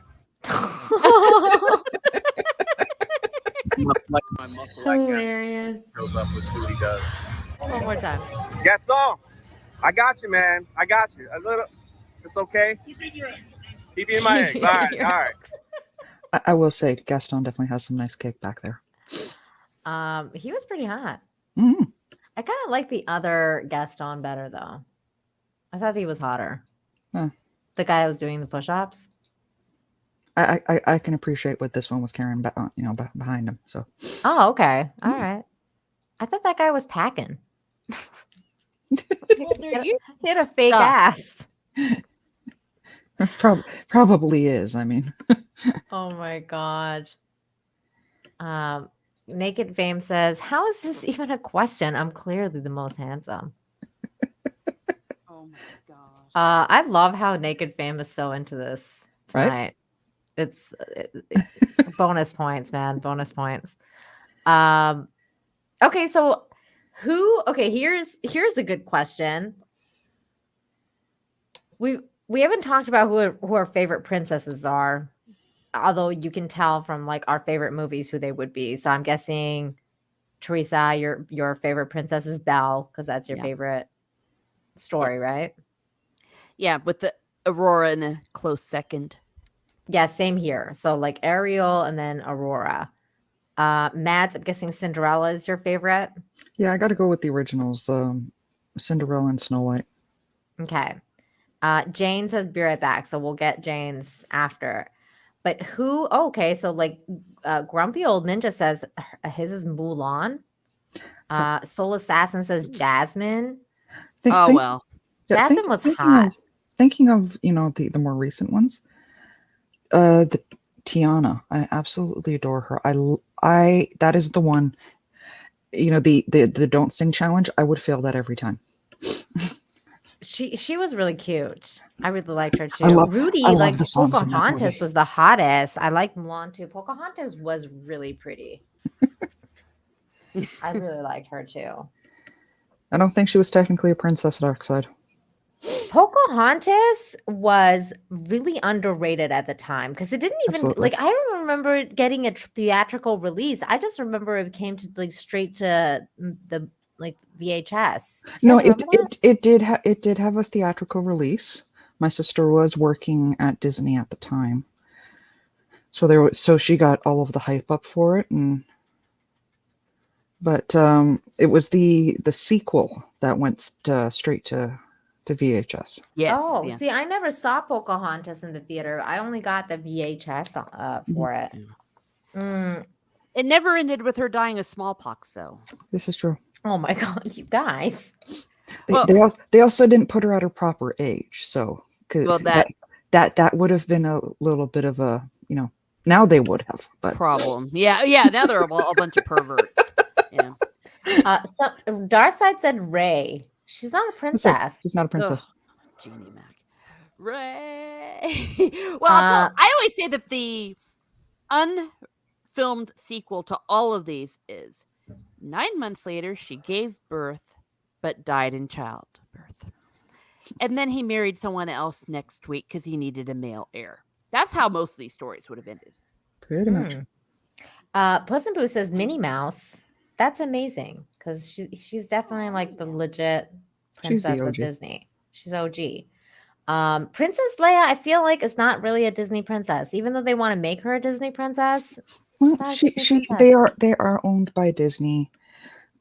Same logic applies. I mean, it goes also along with Lady Thor. Yeah, I don't.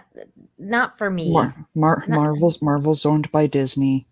Thor at one point was a female, therefore Thor is a Disney princess. So no, I'm sorry that I don't know. That doesn't my brain just doesn't work like that. That's not a Disney princess. I just like saying Thor is a Disney princess. Ew, no. Stop you want to it. get struck by lightning? MJ1 Media, thank you so much for the $5. Says anyone want a Beauty and the Beast script flip where Gaston is the macho hero and gets the girls at the end, including Belle. No one gets girls. Oh, no one gets girls like Gaston. Well, there's been some fanfic that went that way. There's been also fanfic where he's gay with LeFou. Oh, there's lots of that. That's messed up.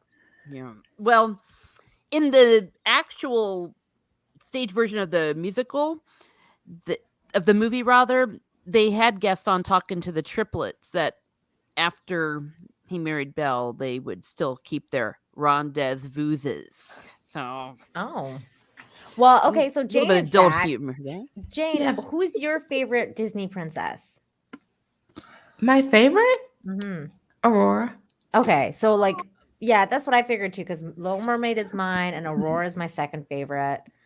Belle is third. Cinderella's fourth. Snow White would be second for me. Okay, so Snow White's second for you. Yeah. So like the reason I'm asking is because we all have our favorite princesses, but who's your favorite villain in Disney, in the Disney world? Starting with, let's say Mads. Mads, who's your favorite villain? No hesitation, Maleficent.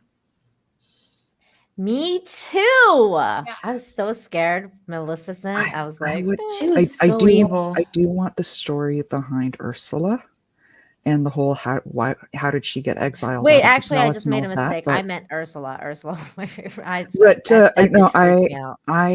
love Maleficent. Maleficent even before the Angelina Jolie movie came out. I mean, that was icing on the cake for me. I loved her even way back when. She was a great villain. When she turns into the dragon at the end, holy moly, was that badass. She was a total Karen bitch, man. Like, she was like, Karen, you didn't invite me to a birthday party. She Bitch, was you get cursed. No. Hey, I've gotten mad when I've not been invited to parties. She was the most powerful fairy in the land, and they invited everybody but her. Well, I mean, she has a right to be pissed. Can you blame her? Can you blame them though? I wouldn't want to invite that bitch to my party either. She was a total bitch. Yeah, it's like, don't let me come to the baptism. I'm gonna kill your child. It don't matter. That this is a royal thing. It don't matter if you don't like them. If you know they are powerful, you inviting them to keep peace. Oh my god, that's also true. Like, I mean, they should have been like, there's a thing called strategic enclosure, or like, you know, you got to be as wise as serpents and gentle as doves. You know, they should have invited her so that they wouldn't get a curse. Well, keep your enemies close, I guess. But exactly, Jayne. Exactly. They're the one that left her out. This very public, very well known, very feared person.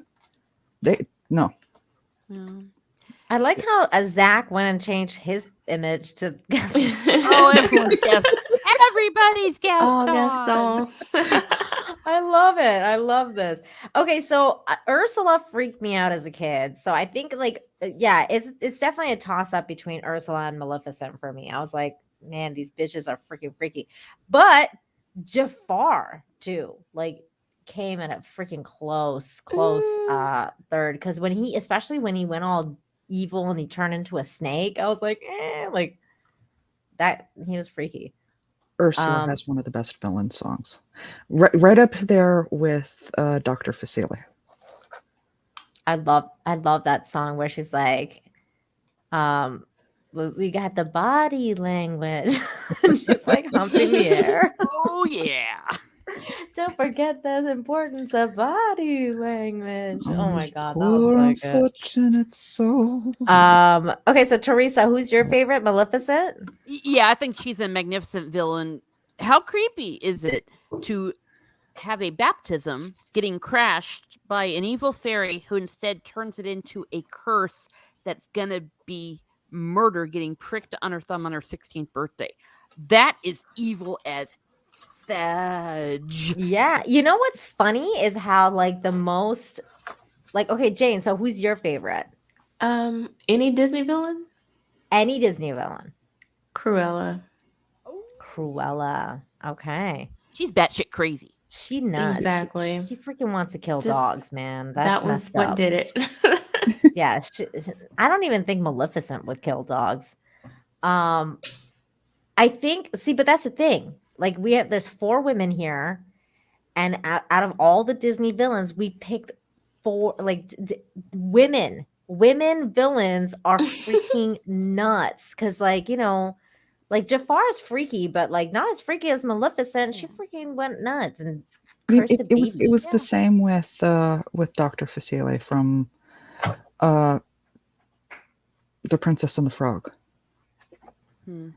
Yeah, he was pretty. He was creepy. I love David Keith, so there is always going to be that factor for me. But he didn't have the same drive that the female ones seem to always, or just generally seem to carry across. Yeah, because women are batshit crazy and we hate each other. Absolutely, exactly. we know each we know about women. That's why we don't like each other. I mean, even the original, one of the original hardcore cold ones from like Cinderella, Lady Tremaine. That woman was creepy. She was messed up. Wait, is that the evil stepmother? That's the evil stepmother. Yeah, she was a bitch. Yeah, I mean, imagine doing that to the oh daughter yes, of your husband. Of course. We said yes, you could come along. Oh, those are lovely pearls, don't you think so, Drusilla? Which totally set the daughters off, and they tore her shit to shreds. Yeah, she was a total bitch. Yeah, those chicks deserve to have their ankles chopped off. Mm-hmm. Jesus Christ. I like how, like, freaking Naked Fame is like, even Gaston thinks Cruella took it too far. Especially because Gaston had, like, dogs, too. Oh he had a whole hunting lodge. He did. He uses antlers in all of his decorating. See, that one I can give a pass to, because I used to sell deer antlers and that kind of stuff for dog chew toys, and those are naturally shed, so antlers I can give a pass on. Soul Assassin says the Cinderella mom was a gold digger enabler. She was. She wanted her daughters to be total gold diggers. She didn't give a fuck. Yeah. Well, let's be fair to them. Chicks couldn't earn their living. They had to marry well. This is true. They should have learned to sing better. I'm just saying. Wow. They should have hung out with more birds and mice. The one sung, God, she sung like a cat getting trapped in a wood chipper. Jesus Christ. Oh my God. All sweet, sing, sweet nightingale. But wait a minute. I thought her family had money. They had money. And they ran it into the ground, which is why Cinderella was the only one actually working there. Mm-hmm. Oh, okay.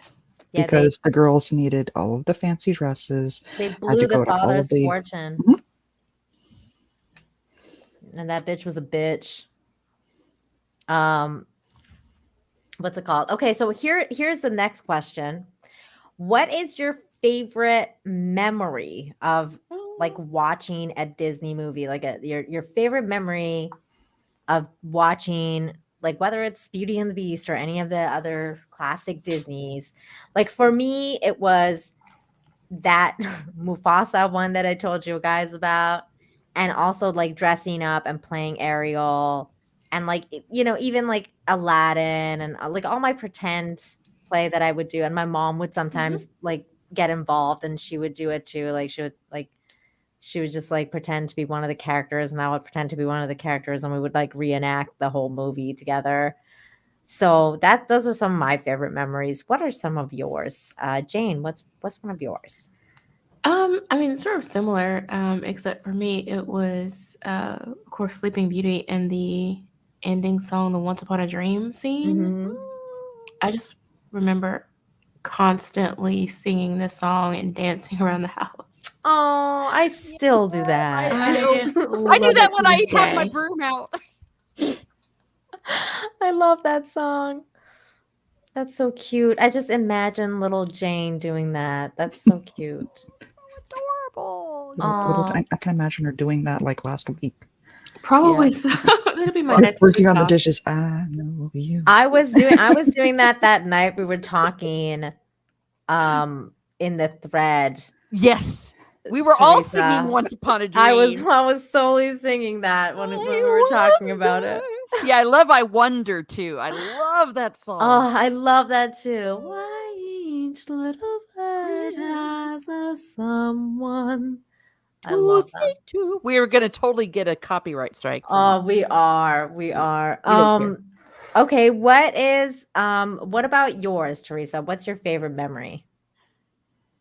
Well, I've already said the Beauty and the Beast one, but I'll come up with probably one from my childhood, and it is also associated with Sleeping Beauty.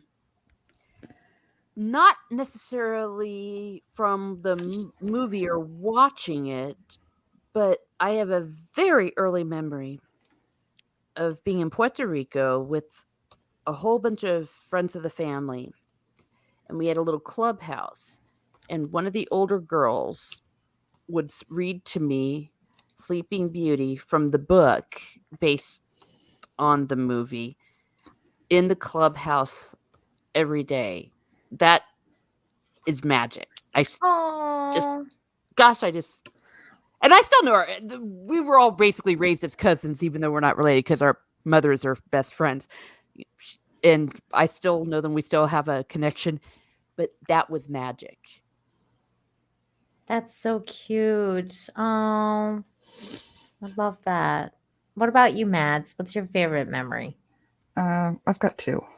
Okay. The one, growing up, my dad, we'd always watch Dumbo. My dad would always tear up during the baby mice scene.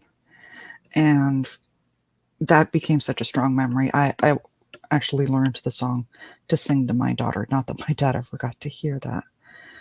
But it's that way of keeping that memory alive for me. Oh, I love that. But there was another one. There was this guy I was dating, really sweet on. I went over to his place because we were going to go on a date in his neighborhood. And he messages me. He's like, oh yeah, just come on in when you get here. The door's unlocked. And I come in and he is there setting up a playlist on the computer. And he is singing along with Kiss the Girl. Oh. And he got through most of the song before he even noticed I was there. And it was just the cutest damn moment. That is too cute. That's adorable. Oh my God. That's so cute. You know what? I love Tarzan. Mm-hmm. I love it. Tarzan was freaking great. I love the song You'll Be in My Heart. That entire soundtrack with Phil Collins was freaking fantastic. And this is something I was talking to Teresa about behind the scenes too. Is what's weird is I love Toy Story. Like I love it so much, but I also have like a love-hate relationship with it because I feel like Toy Story was the beginning of the end of the classic animation that Disney would put out. Because right before that, we even got like the Princess Frog, and it was still classic and everything. And then after that, that's it. Like that was it, and it was like the end. And then Pixar just came out with one after another that looked exactly the same, like the same shading and whatever. And it was just like it was. And then they fired all their classic animators, and it wasn't the same anymore. So as much as I love Toy Story, I also hate Toy Story. Do you guys feel like that at all ever about Toy Story?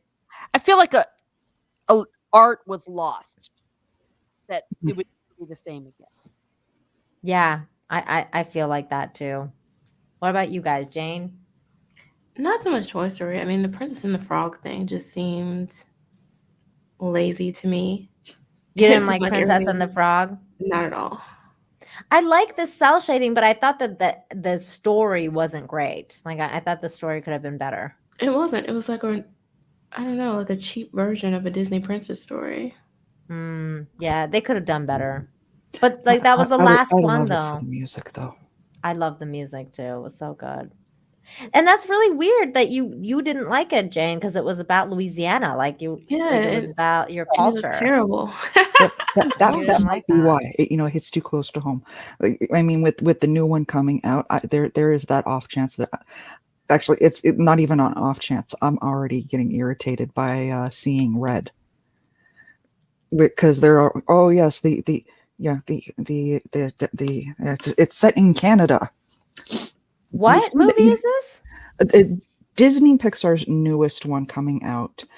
Seeing Red. It's about this little girl that turns into a giant red panda when she gets upset. Oh, what the God! What? It All is their set. new ones are It's on set crap. here in Toronto, and you even see it in the commercials, in the advertisements, where she runs by, and in the background you see the CN Tower. You see that giant phallic symbol that she's running past? Yeah, that tells you it's Toronto. Oh my God! All the new ones are like whack, man. But it's the same thing that you always hear when it comes to any Canadian city. Like you're watching, like say you watch The Price is Right. You can go on a trip to Burns, what is it? Switzerland. Bern, Switzerland. This place, Norway. A new car. Austin, Texas. And your trip to Canada. Oh my God. It's not a small country, guys. Can you narrow it down just a little? Oh my God. Yeah, it's like when people tell you like they're from Vancouver or Toronto and you're like, it's not, it's like literally like they could be different countries. That's how far apart they are. Yeah. Well, I'm a little bit relieved, Mads, because I thought you were saying that they were setting The Princess and the Frog in Canada at first. And I was like, what? No, but it's all of the advertisements for this new movie, Seeing Red. It's the same thing. Oh, it's set in Canada. It's set in Canada. Okay, again, Canada, big city. Ontario alone is a big province. And there is a big difference between Ottawa and Toronto. Well, Princess and the Frog too, they tried to do the culture thing. And it just did not land well. It didn't work for you. Well, they tried to make it all voodoo, right? It was voodoo and Cajuns in New Orleans somehow for some reason. I mean, it was just bizarre. Yeah. And we're joined by Christy. Speaking of bizarre. No. Speaking of the what? Bizarre. Bizarre. He's roasting you. What the hell are you talking about? Disney Saying princesses. you're bizarre. How Disney bizarre. princesses. I thought you said the czar. No, bizarre. She called you bizarre. She's calling you a weirdo. She's mean. Bizarre. Christy, hello. Good to see you. Hello. Please tell us who your favorite Disney princess is and your favorite Disney movie. My favorite Disney princess? Yeah, and when I say Disney movie, I mean like the cartoons, like classic cartoons. Honestly, Mm-hmm. the movie that I will watch, and it's really weird because it didn't come on when I was a kid, is The Princess and the Frog.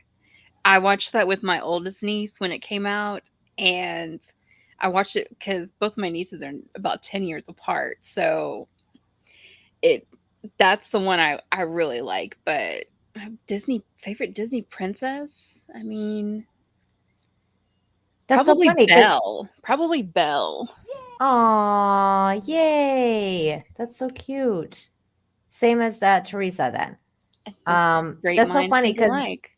that's so funny that you say that Princess Frog is like one of your favorites though, because we were just talking about how Jane thinks it's trash.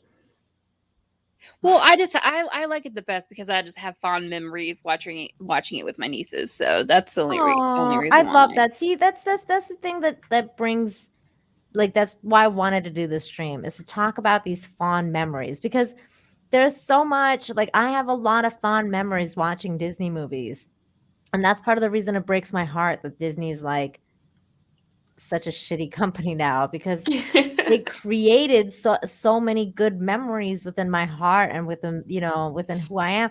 I am who I am because of those movies. Like, I feel like some of those movies really affected me as a person, like turned me into the person I am today because of all the things I learned from, The Little Mermaid and Aladdin and all those stories really contributed to me. So like, and I didn't have an appreciation for Aladdin when it first came out because I didn't get the humor of the genie. But like Mhm. watching it as when I was older, and you can see behind the scenes with like Robin Williams and the Oh jokes that my he did and god. everything. I just I purposely will just watch Aladdin genie scenes on YouTube just for that purpose. Just for that. I've done Yeah. that before too. You know what? Let's watch one now in memory of Robin Williams Yes. because he's amazing. Thinking of him, my favorite bit from that whole movie is the very beginning when he's at the table, the bazaar table, Mhm. and he's going through, and that how they recorded that is they put him in front of a table, and he went off the cuff. So Oh. when he says, "Oh, it broke," he literally broke something. That's so cool. My favorite, this is really stupid, like not with Disney, but my favorite Robin Williams late talk show hit is him and Craig Ferguson. If y'all watch that interview, it's freaking hilarious. I love it. I got done watching it. That's the only reason why I say that. So Oh, okay. I'll have to check that out. Can you send me the link later? I will. Thanks. So here's some genie outtakes of Robin Williams. I thought this is pretty cool, actually. Did I share my audio? Smaller than my last master. Wait a minute. I'm your master? I'm your lean, mean, rich fulfillment machine. Say what you will want from me, I will give it to you free. Yeah. No substitutions, exchanges, or refunds. No substitutions, exchanges, or refunds. But seriously, no substitution, exchanges, or refunds. Here, let's see him. Is he? Oh, shucks. 'Cause there's ones where he's like there. Oh, they're all good. Come on. Yeah, he was a genius. Hold on. There's another one where like he's actually doing the voice, and that one's really cool. Did you guys see that new Robin Williams like the scene that somebody's made that they want to like they want to like act as Robin Williams? You did say no, right?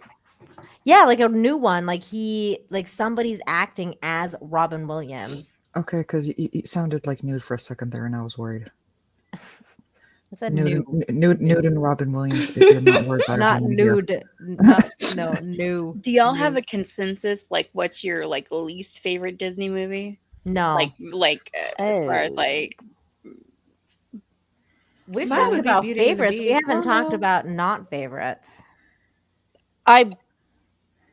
Hunchback of Notre Dame. That was a disgrace. I didn't like that movie. I only watched it once. 3. Which one, Jane? That would be my third least favorite.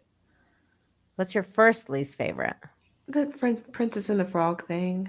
Oh, okay. What about the second one? Beauty and the Beast. Really? My girl right there. Ouch. Wow. I knew I loved Witch, the reason. burn the witch. I freely admit to being one. I think mine would well, I mean, okay, not counting like the new ones because I can't stand Frozen. Are we counting new ones? Because I don't know. Yeah, count them. Okay, well, fucking Frozen. Fuck Frozen. I put that shit at the top of the list. Frozen is out for me. I fucking hate that movie. I'm very passionate about the hate. I that was really into all of the new ones, so there is always going to be that soft spot for a lot of the new ones for me. I can't stand Frozen because it ripped off Tangled. Like, it's not even an original movie. It ripped off Tangled. It ripped off the freaking Snow Queen thing from Hans Christian Andersen. The entire movie is just a big ripoff. Like, it's not even like an actual movie. It's basically Tangled. I like Elsa and Anna in Once Upon a Time. That storyline better. Yes, that was amazing. I loved it. Yeah. They were amazing. and the dude who played Kristoff. I too. still, Teresa. I watched season 2 again today. Oh yeah. I've never seen that. Oh, girlfriend. Okay, watch seasons 1 through 3, Yes. and then pretend nothing else happened. Of It's what? great. Yes. Of Once Upon a Time. Of Once Upon a Time. Yeah, I've never seen Yeah, that. and then see the Frozen part as being a miniseries. Okay. Yeah, the Frozen. There is a sequel. One of the sequels to Frozen, the Christmas one. Mm-hmm. She gets this cold and she sneezes, and every time she sneezes, she comes out these little teeny tiny little snowman floof ball things. They're so stinking cute. I want a whole set. Puss in Boots wants to know if anyone remembers Anastasia. Yes, I love Anastasia, but that wasn't Disney. No. I think that was DreamWorks. Yeah, and it was also bullshit. The chick died. She was shot dead. Who are you talking about? The real one? The real Anastasia, yeah. Not in the cartoon, The real obviously. one was found like years later. Her DNA was found. They proved that she was dead in the ditch because they did some DNA on the dead people. I thought they found her like years later, and she had grown old. No, into she this, was like, old she lady. was full of crap. She was an Who, imposter. Anna Anderson? She was an imposter. Like she's a fake. Yeah, they proved No, it with not DNA. Anna Anderson. Somebody else. Well, the girl is dead. They found her DNA with the dead she bodies. was dead. She was dead. Okay. She's dead as a doornail. She was shot dead. To be fair, after all this time, I'm hoping she's dead. Well, yes, yes. But the No, poor I mean, little she girl was died dead. with everybody else. There should be was dead. no fairy tale at all. The fairy tale was that she did. The fairy tale was that she died before she saw what happened to Russia. That's such a There you travesty that happened to that family. Oh, Yeah, it was it a was. horrible, horrible tragedy. You know, That's- I know. I blame the parents. That's who I blame. That's like that's some dark shit from like Hans Christian Andersen. What happened to that family? It's like that was some dark shit. That was definitely that moment. That was that moment where Hans Christian Andersen would go, maybe pull it back a bit. Her father, Tsar Nicholas, had no right to rule at all, and the mother was like some religious zealot nut. And bitch, it was the commies. It wasn't the commies. It was Satan. It was that Rasputin. Not I know it was Rasputin. Yeah, Rasputin's. It was Satan. He took over her brain. Shot by the commies. That's funny. Well, yeah, it's terrible. I mean, those poor kids. Not their fault. Everyone's fucking crazy. Unfortunately, Jayne has to part ways with us now. Yeah. She hates our guts now. Yeah, Probably. Nah, I Beauty got and the her Beast back on the one. Not enough Beauty and the Beast. No, I'm kidding. Jayne, Like, y'all Jayne, talking before you go, Beauty and the what Beast did you say your consistent. favorite was? My favorite? Yeah. Sleeping Beauty. Oh yeah. By far and away. Well, thank you so much for joining us tonight, Jayne. It's been lovely to speak with you. Please tell everyone where to find you before you go. Yeah, you can find me here on YouTube where I post movie and television reviews and occasionally some pop culture commentary. You can also find me on Twitter, Twitch, and Instagram at Jayne Theory. She plays Fortnite. I do play Fortnite. And my Eternals review will be dropping probably tomorrow. So check that out. Ooh, you saw that trash fire? I did. Was it as bad as everybody says it is? It's not great. It's not the worst Marvel movie, but it definitely isn't what it could have been. I can't. Was it worse than Captain Marvel? No. No. No. Ooh.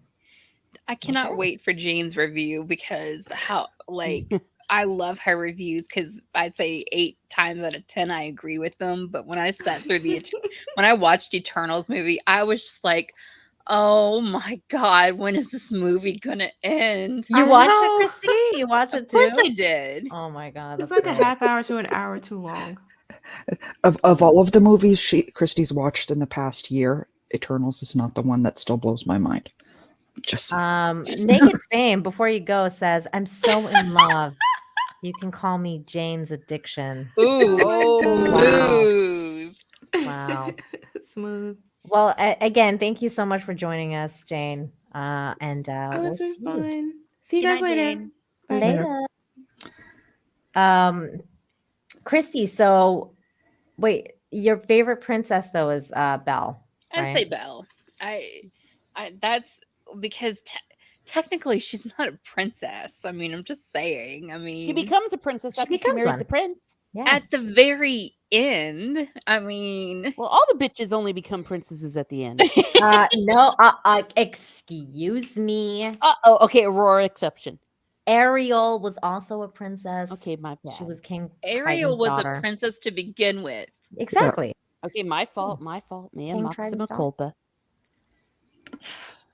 How dare you, Teresa? I know. What's my favorite to watch is like the Lion King, not this dumb live action remake, but when my youngest niece, she's 5, and she watched the Lion King. She was traumatized. And she goes, "What happened to Mufasa?" Dude, Christy, did you hear my Mufasa story? No. My God. I cried my eyes out and called my dad, and I was like, "Daddy, are you okay?" Like, and I was like, just fucking dying. And my dad was like, "Dude, what the hell's going on?" It was crazy.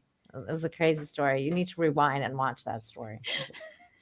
I flipped out. I was so traumatized. I cried more when Bambi's mom died than when Mufasa died. You did? I Of didn't care at course. all when Bambi's mom died. Well, I you remember heartless watching woman. that movie at like 4.5 years old. So we watched that, me and my cousin, like cousin who's like Cousin? Nina, my Oh my cousin. God. And so because we're only a couple months apart, so we remember watching that, and I just remember bawling my eyes out because the mom died, and you hear him say "mother." I'm just like, no.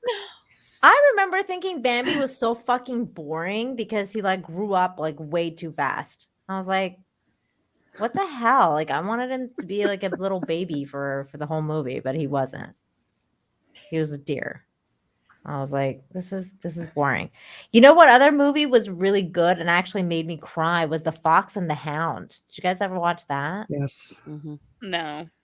Oh my God. I might have. I just don't remember. I don't remember. Chrissy, that one was really good. I fucking love that movie. The Fox and the Hound was really good. What about Lady and the Tramp? Are you guys fans of Lady and the Tramp? I'm all right with it. It's okay. I mean, if it's on, I'll watch it. It's just like, Yeah, that one is not likely to be on anytime soon because of no, that's problematic. the dated now. kitty cats. Yeah, problematic. What are you laughing at, Christy? I got a text message from my sister. Oh, okay. This was the thing I was talking about. Did you guys see this? This is the Robin Williams thing. It's called a screen test. Yep. Oh, calling I thought this one was freaking amazing. I was like, Robin? what? I gotta try another thing here. More calling Austin. What is what attitude? Can you what is this for? This dude is doing an audition of what he would be like if he was to play Robin Williams in a movie. Oops. Oh, okay. I just like accidentally pressed. Silly girl.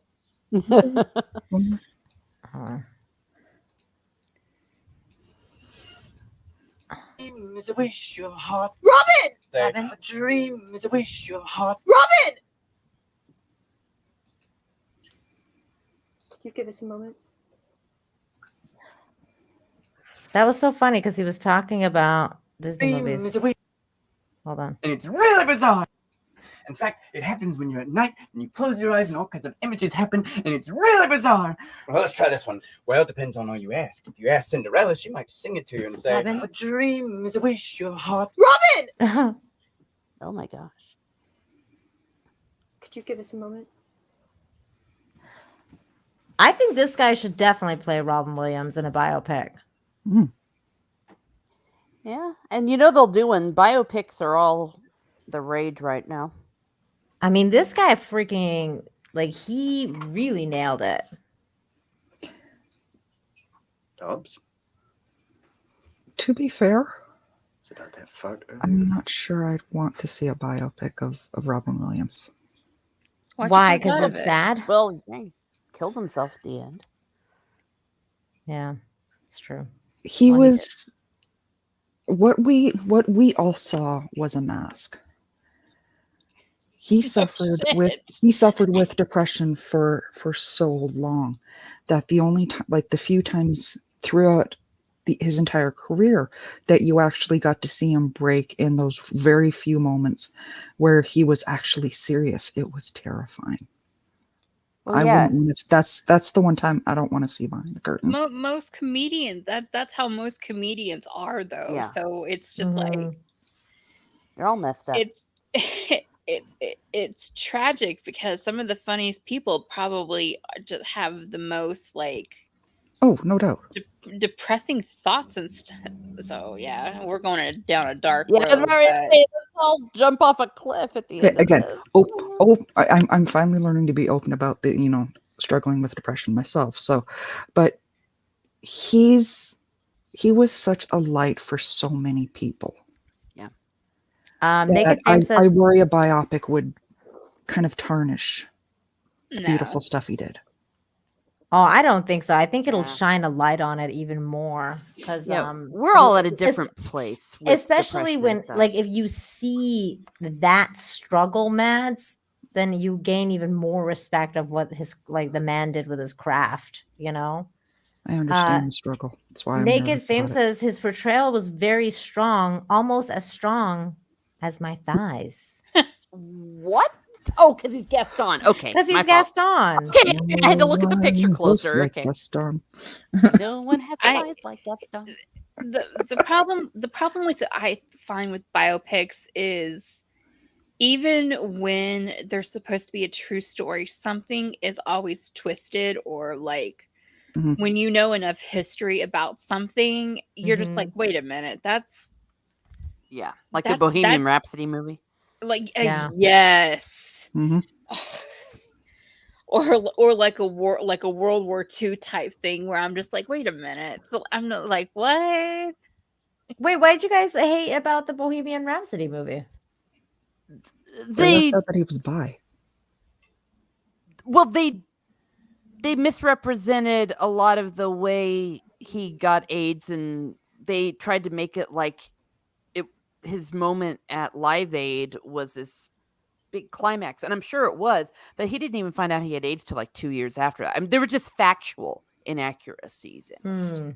And at the time when they were performing at Live Aid, they really didn't have really good press because they played in South Africa because at the time it still had apartheid. So their Live Aid performances freaking awesome, and I mean, I still watch it to this day. But Queen was not seen in the best light when that performance was going on and stuff like that. And they like made up some stuff like that they were broken up at the time and they got together just at the last minute for Live Aid. It's like, no, they were fine. Yeah. Oh my gosh. Naked Fame is killing me tonight. He's on fire. Well, he is being Gaston perfectly in character. That's very good. It's very good. To be fair, I don't know if some of you caught it, but yeah, Darth Astor is killing me too on this. With the interactions he's doing, particularly with Naked Fame back and forth. These guys are it's dying. fantastic. I love the chat tonight. It's really good. Fire. Well, I think we've basically covered everything when it comes to Disney movies. Did you guys have anything else you want to add to, like, anything you want to talk about? Christy, because you missed most of it, did you want to talk about any of your favorite moments? Oh no. Just I was just coming in. I knew y'all had talked a lot, so I was just coming in at the very end. But okay. Well, let's do some outros and start winding it down. So, Mads, tell everyone where they can find you. Hey guys, you can find me at Mads Mama Bear here on YouTube, and finally, Mads Mama Bear over on Twitter. It has been a fun weekend. Oh my god. I do draw streams. I'd like to say that I talk about and stuff, but I generally don't. I'm mostly doing draw streams nowadays. I've got some commissions I'm working on currently, finishing up the piece that's here, which I really got to get to. I've been struggling with the flu. So, yes. And of course, you will find me on the Queen's Council with the other lovely ladies you see here and the one that ran away this Thursday. So, please stay tuned. Yeah, definitely. And Teresa, tell everyone where they can find you. You can find me here on YouTube under whatever the hell my name is, Miss Martin Muses. I'm so schizophrenic at this point. I don't even know which different name I have on a different day. Miss Martin Muses, where I talk about what makes me laugh, makes me cry, makes me happy, makes me sad, or just really ticks me off. Why don't you come over and see some of the replays of our Two Towers Fellowship of the Ring book discussion? They get pretty wild. Also, this Wednesday night, I'm having a 10th anniversary of Once Upon a Time stream. So please go ahead and set your reminders. And yeah, that's it. All right. Well, thank you for being here tonight, Teresa. It was really good to talk to you about everything. And you definitely made me want to read Beauty and the Beast. I'll tag you in my essay on that. I'll tag you. Ooh, yes, please. And then last but certainly not least, thank you for joining us tonight, Christy. Tell everyone where they can find you. Twitter. Yeah, Twitter. That's about it. I don't post or anything like that anymore. I just it's fun. It's fun to troll people. Some of y'all take Twitter way too fucking seriously. Oh yeah, I agree. Demogenai is just rolling up in here as we're about to head out. Hi, Demogenai. Hi, Dee. Good to see you. As for me, you can find me tomorrow on Midnight's Edge for Toxic Femininity at, I believe it's 8 Eastern now. So yeah, 8 Eastern, Toxic Femme, Monday night, and then back here Wednesday for Infinite Talk with John Talks. So yeah, it was a good night. Thank you everybody in the chat for joining us and hanging out, pressing the like button, all that good stuff. And we will see you next week. We'll probably be back on reviewing another series soon. I know Hawkeye is starting soon. I know that there's going to be, I'm definitely going to be watching the new Cowboy Bebop to at least see what the heck is going on with it. So we will be reviewing some stuff for sure. I'm guessing definitely Hawkeye though. So we will be back for our Sunday streams again with other reviews and recaps and reviews soon. So everybody take care. Thank you and good night. Bye. Bye bye. I don't know what to play to cat. Like I don't know. Naked Hiddleston. That's what she said. Oh, Naked Hiddleston. Okay. That's very inappropriate for a Disney stream, but why the hell not? All right. Okay. Bye. Yeah, they're all a bunch of perverts now.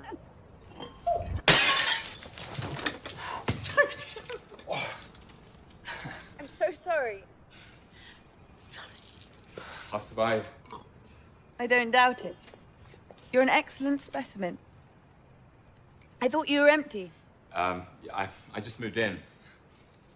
I'm Charlotte Melville. Hi.